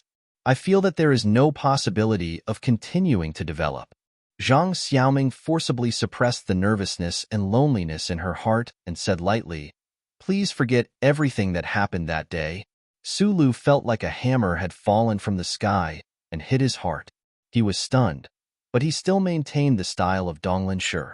He stared at Zhang Xiaoming and said, "Is there something wrong with your brain? Or did you wear too little that night and have a cold or fever?"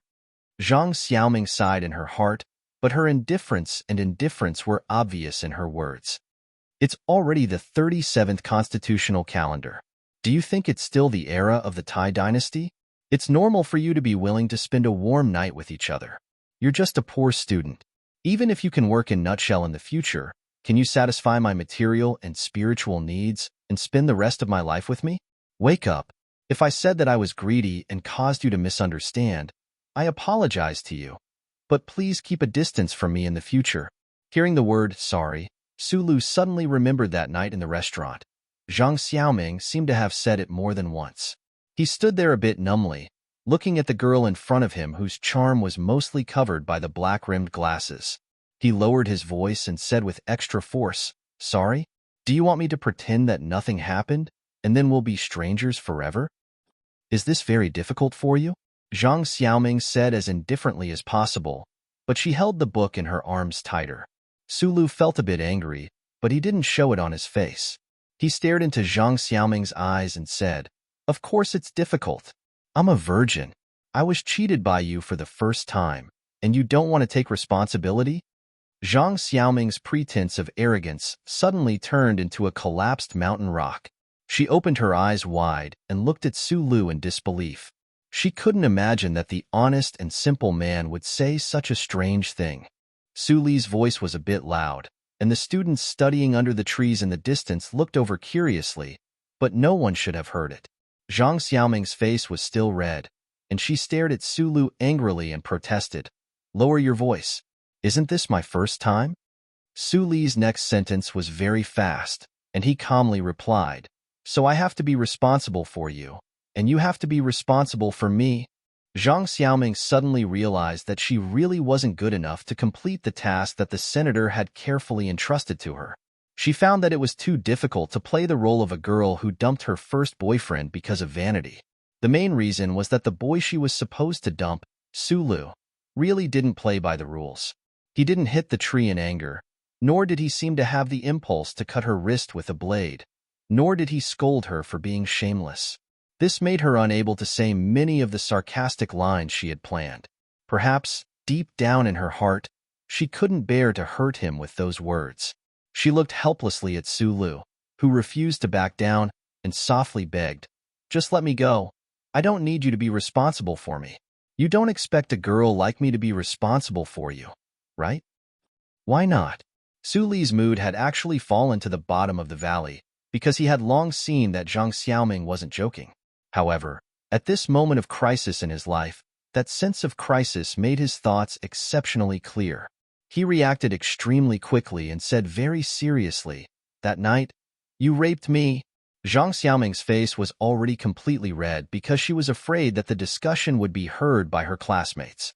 At this time, she was so angry that her face turned white. She looked at Suli's serious face in disbelief, as if she had seen a savage on S2's De Chi Peak. She angrily stammered and said, You're shameless." Sulu was a shameless person. Even if he had been influenced by Shi Qinghai for so long, it was impossible for him to say anything too outrageous to a girl. He was just a little confused by Zhang Xiaoming's sudden change in attitude. He was purely subconsciously looking for an excuse to benefit himself. He sadly found that Zhang Xiaoming seemed to be serious. Xiaoming, is there a problem? The state senator's son, Hai Qingzhou, suddenly appeared beside the two of them, as if he wanted to be the flower's protector. He looked at the gloomy Su Lu warily and protected Zhang Xiaoming behind him. Zhang Xiaoming poked her head out from behind Hai Qingzhou's arm and said, "Thank you, it's nothing." She then angrily said to Su Lu, "Don't bother me again." Su Lu acted as if he didn't hear her at all. He directly extended his hand to the senator's son and asked very elegantly, "We've met before. My name is Su Lu. I'm an auditing student in the mechanical department. Did you ask for guidance?" Zhang Xiaoming and Hai Qingzhou were a little dumbfounded. They didn't expect Su Li's attitude to change so quickly. Hai Qingzhou gently smiled and said, "Hai Qingzhou, the person who was deducted 4 credits by you last time was me." The two of them shook hands. Su Lu smiled and said, "I didn't expect you to still remember me." Zhang Xiaoming sighed and said to Su Lu, "Qingzhou will be my dance partner for the Double Moon Festival dance. Why are you calling Qingzhou so quickly? I cooked porridge for you, but you didn't even look at it. If I had known earlier, I would have given it to that brat to eat." These words didn't come out of Su Li's mouth. He still had a sincere smile on his face, but in his heart, he thought bitterly that these words were too feminine. He would rather die than allow himself to say them out loud. Don't misunderstand. Zhang Xiaoming saw the sadness that flashed through Su Li's eyes. Suddenly, her heart ached. She said in a low voice, "I'm not suitable for you. This has nothing to do with Qingzhou. He and I are just normal friends." The sour words in Su Li's heart came out again. He thought to himself that before that day, they were also normal friends. He held it in and smiled gently at Hai Qingzhou. He nodded at Zhang Xiaoming and said, "Let's talk about it another time. I'm leaving first." Under these circumstances, if he wanted to suppress his emotions, Su Lu could only turn around and leave. He was a 19-year-old youth. When he saw Zhang Xiaoming with someone of the opposite sex, he felt very uncomfortable. However, he wasn't so tasteless as to fight with someone of the same sex for the sake of stealing the opposite sex. That was something that only bulls would do. Looking at Su Li's back as he walked away, Zhang Xiaoming suddenly felt that she was really a bad woman. She wasn't acting as a bad woman because that back looked so pitiful. She didn't know why, but she had the urge to call him back. However, when she thought of the Double Moon Festival dance that was just around the corner, she forcefully swallowed those words back. She swallowed them down and felt bitter. Su Lu is a good person. At least he has a good demeanor. Zhang Xiaoming didn't want Hai Qingzhou, who was beside her, to have too many bad feelings towards Su Lu. This was because she knew that Hai Qingzhou also had a good impression of her. He was the son of a senator. If he wanted to take advantage of Su Lu, what would Su Lu, who was a poor student without parents, do? After being rejected by you, he still smiled and shook hands with me. His demeanor is really not bad.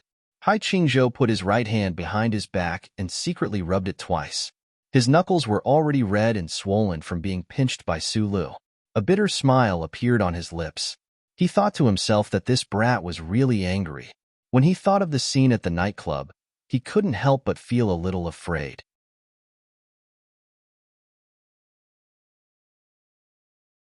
Chapter 78. When faced with such a situation, even a clay figurine would get angry.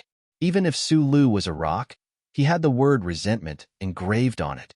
What angered him the most was that he didn't even know what went wrong. How did the trees in the pear garden become covered with snow in one night? How did the two moons in the sky collide?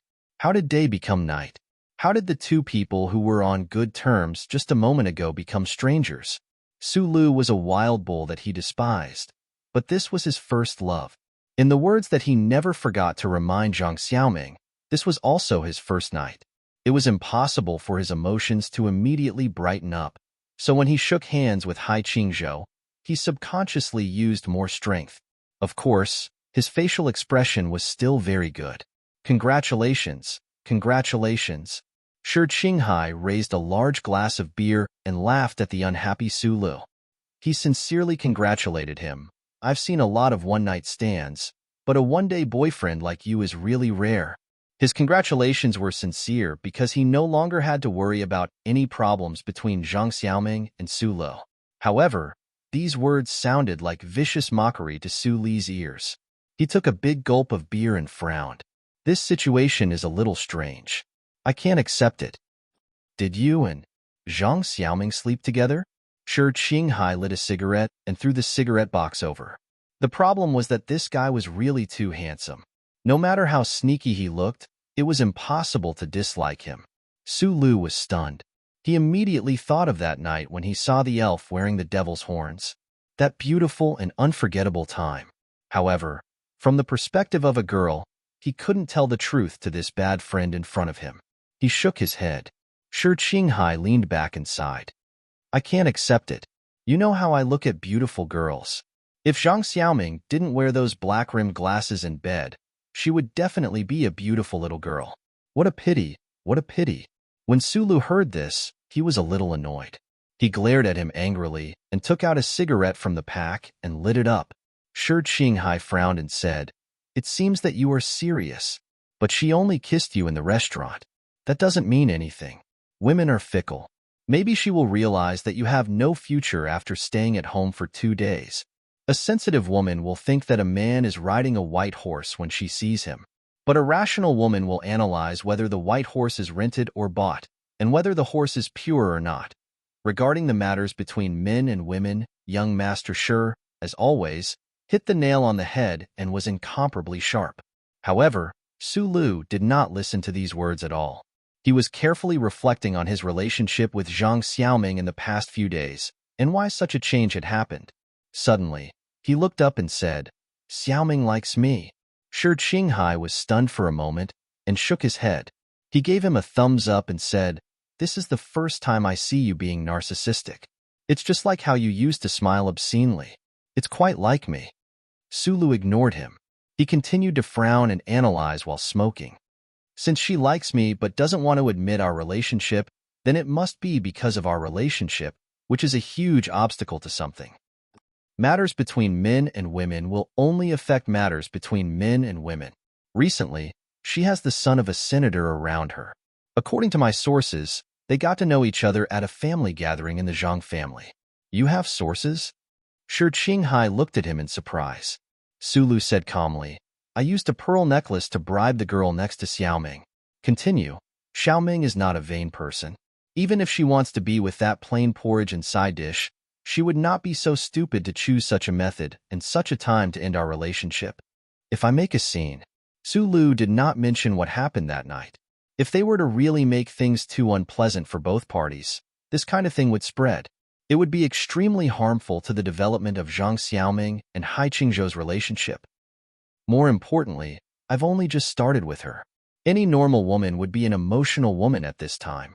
In your words, she won't even notice what kind of white horse I'm riding. Continue.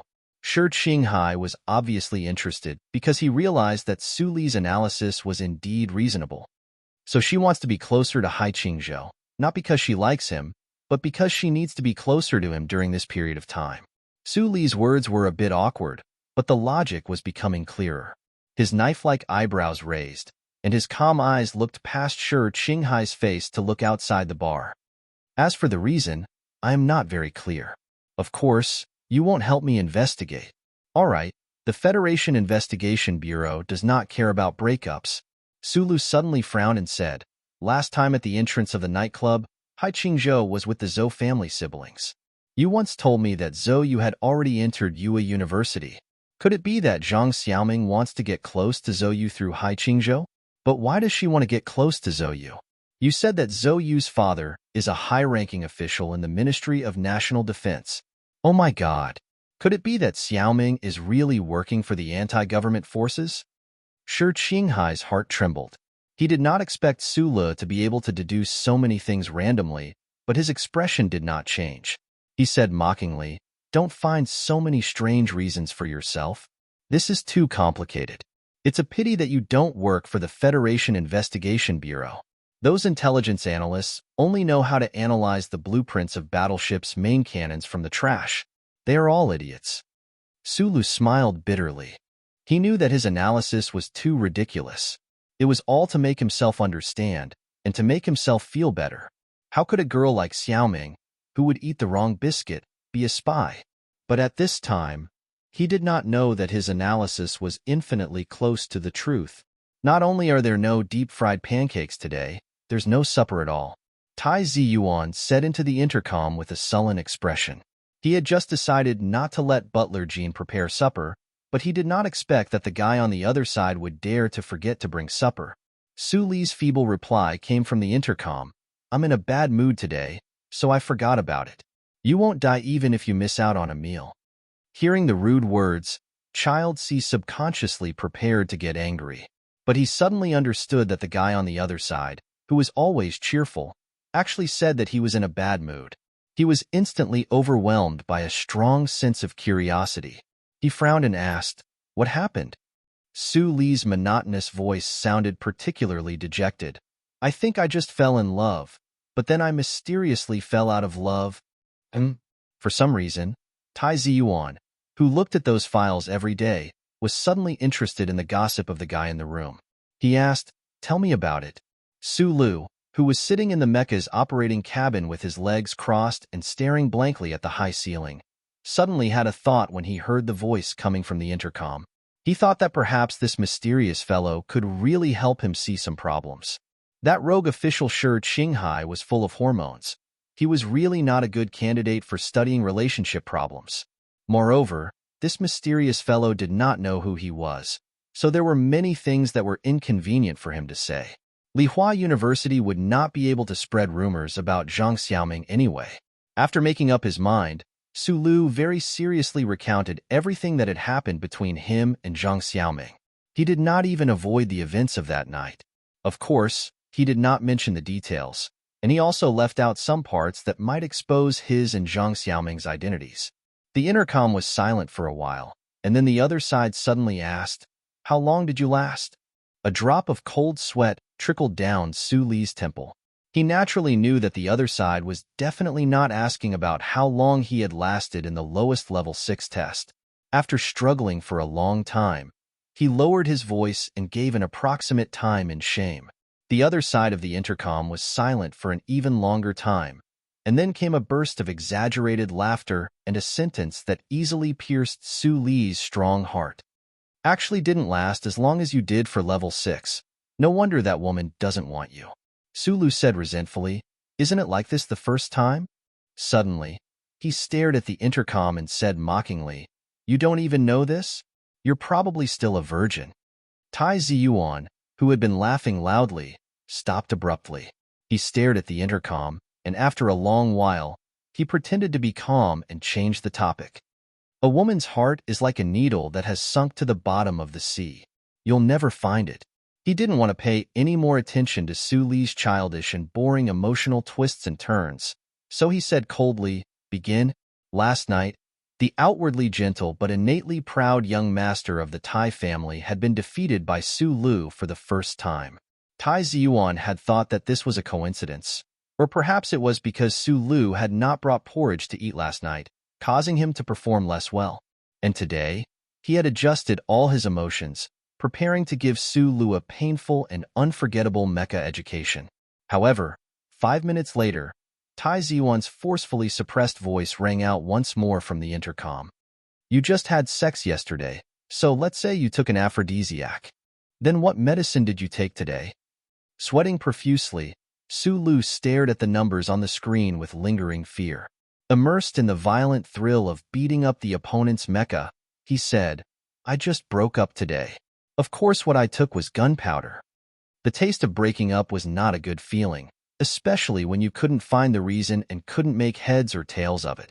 Regardless of whether he was a rock or she was a shrew, every man and woman in puberty had the most delicate and sensitive nerves in their life. Sighs and groans were all caused by the sadness and joy of separation and reunion. Even the slightest change in emotion would be magnified countless times by the young people in the midst of it.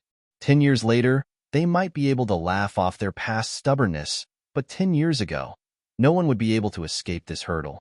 In the classroom filled with holographic diagrams, Su Lu narrowed his eyes at the girl sitting in the front row with Hai Qingzhou. He thought to himself, "What is love? Love is not a thing.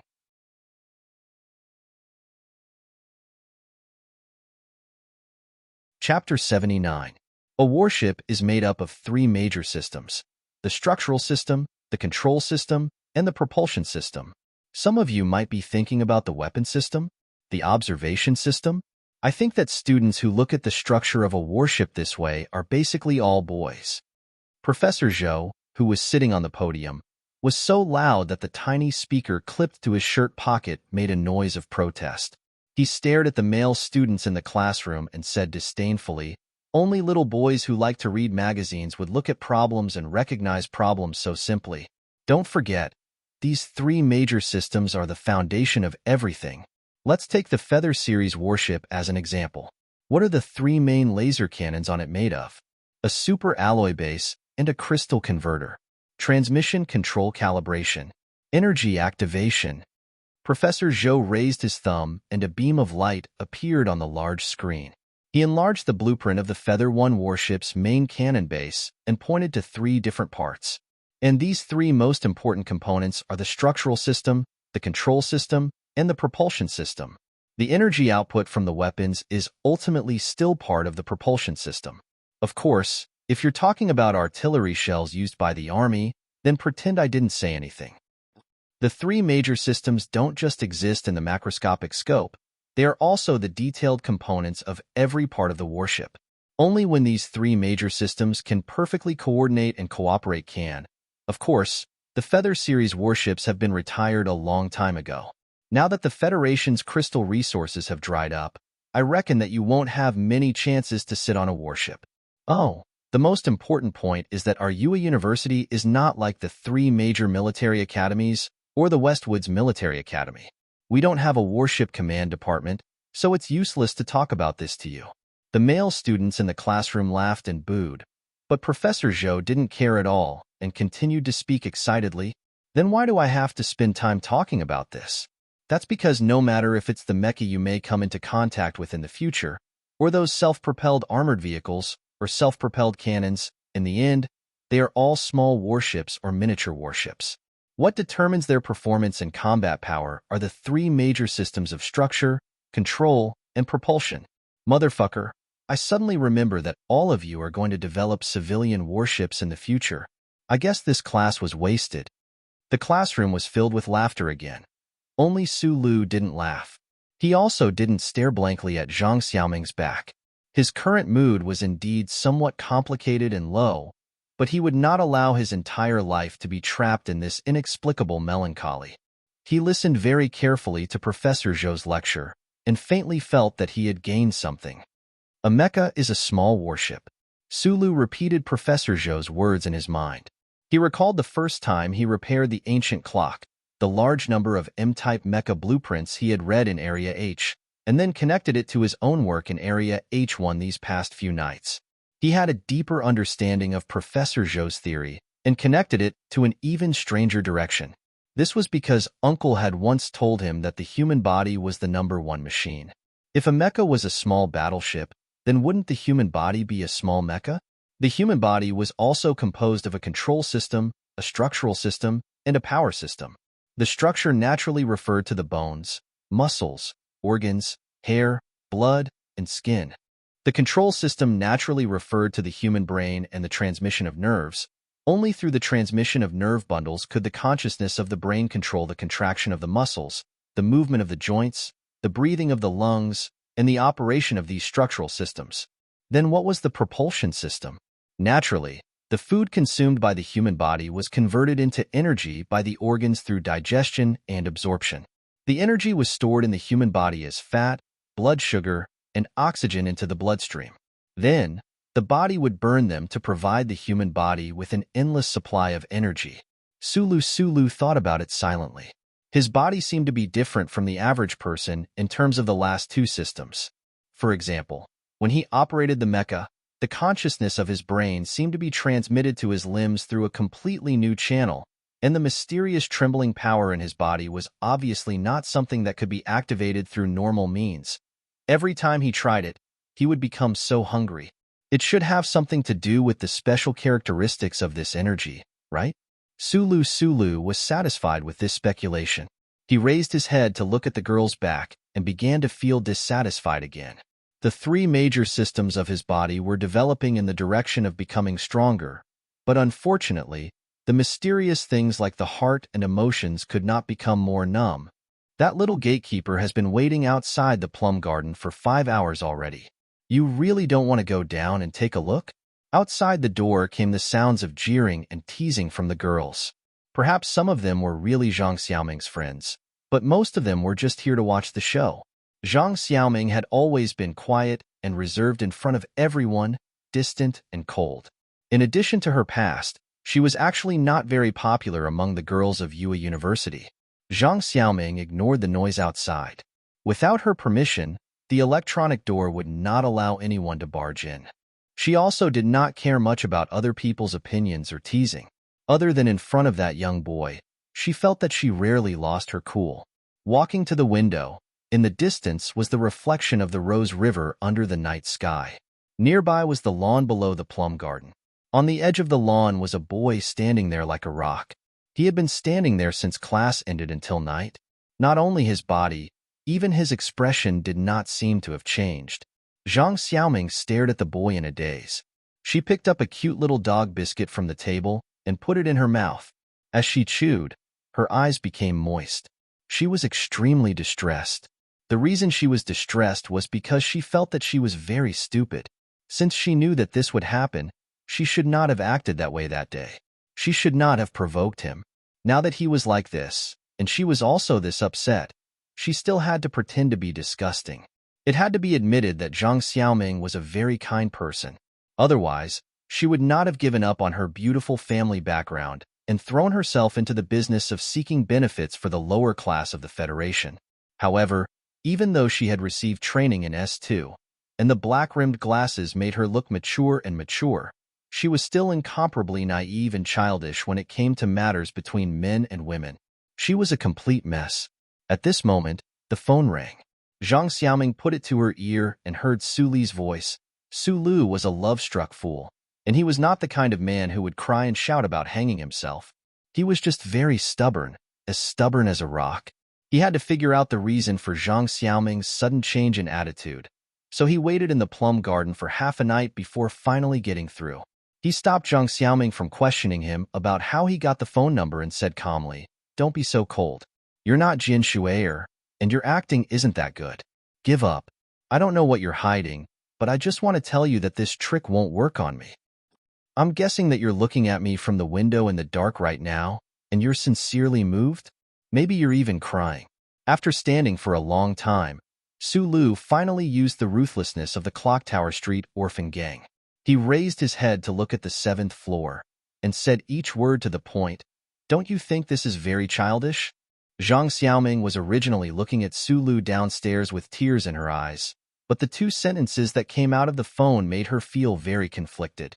She hung up the phone and crawled into bed. The phone call ended, but Su Lu didn't leave the plum garden. He felt that his heart was empty, and if he didn't get the girl's warmth or words to fill it, it seemed like it would be empty forever. This was his first love, or at least, it was her first night. He thought that both of them should cherish it. So he acted like he cherished it and worked hard, and so he stood in the plum garden and waited. It was late autumn, and Su Lu was an impulsive person. He was already prepared. He put on his thermal underwear and put on the green military windbreaker he got at the airport. It was the same one he wore when he first met Zhang Xiaoming. First, it was warm, and second, it made her think of him. This was the most comprehensive arrangement that Su Lu, who was new to love, could think of. However, he miscalculated how much the heavens hated this kind of thing. A cold autumn rain came out of nowhere and drenched him. He wiped the rain off his face and looked at the sky with some annoyance. The plum garden was silent. Even the girls who came to watch the show had fallen asleep. Only the rain accompanied his figure, making him look very lonely. Later in the night, a girl who woke up in the middle of the night found the man in the rain and let out a low cry. In the deepest part of the night, the autumn rain suddenly turned into the first snow in the north of the planet. The floating snowflakes fell just like that, landing on Su Li's body and gradually cooling his body and his heart. In the early morning, Sulu brushed the snow off his body and left the plum garden silently. He felt that it was too cold. He could ask more about it during the ball. Zhang Xiaoming's face appeared in the window on the 7th floor of the plum garden. She looked at Su Li's footprints in the thin snow with some loneliness. She thought to herself that he had probably lost all hope in her. Su Lu didn't go back to take a hot shower and go to sleep. Firstly, there wasn't much time left. Secondly, his incomparably strong body over the years had never seemed to have any problems with colds. Thirdly, there was a fire in his heart. There was no bright fire, which made him very depressed. He needed to find a way to vent. He silently walked into the still empty H1 area. He thought that the mysterious kid should have already gone to sleep by now. He could only roar at the light and color blocks in the 6th level. To his surprise, the small table in the lounge was already empty. However, the green indicator light for the door was still on. Could that guy still be inside? According to the usual practice, it was already 4 in the morning. Both he and that person should have gotten rid of the trouble of insomnia. Su Lu, who was drenched all over, felt a trace of worry. He suddenly forgot that he was actually in the darkest moment of his youth and walked toward that room. You're tuning in to the Romance Rendezvous YouTube channel. We're so grateful for your support, and don't forget to subscribe to join us on this incredible journey through captivating stories. Your generosity through donations truly makes a world of difference, as it's the primary source of revenue that allows me to expand and enhance this channel for you. Thank you from the bottom of my heart for being a part of this adventure.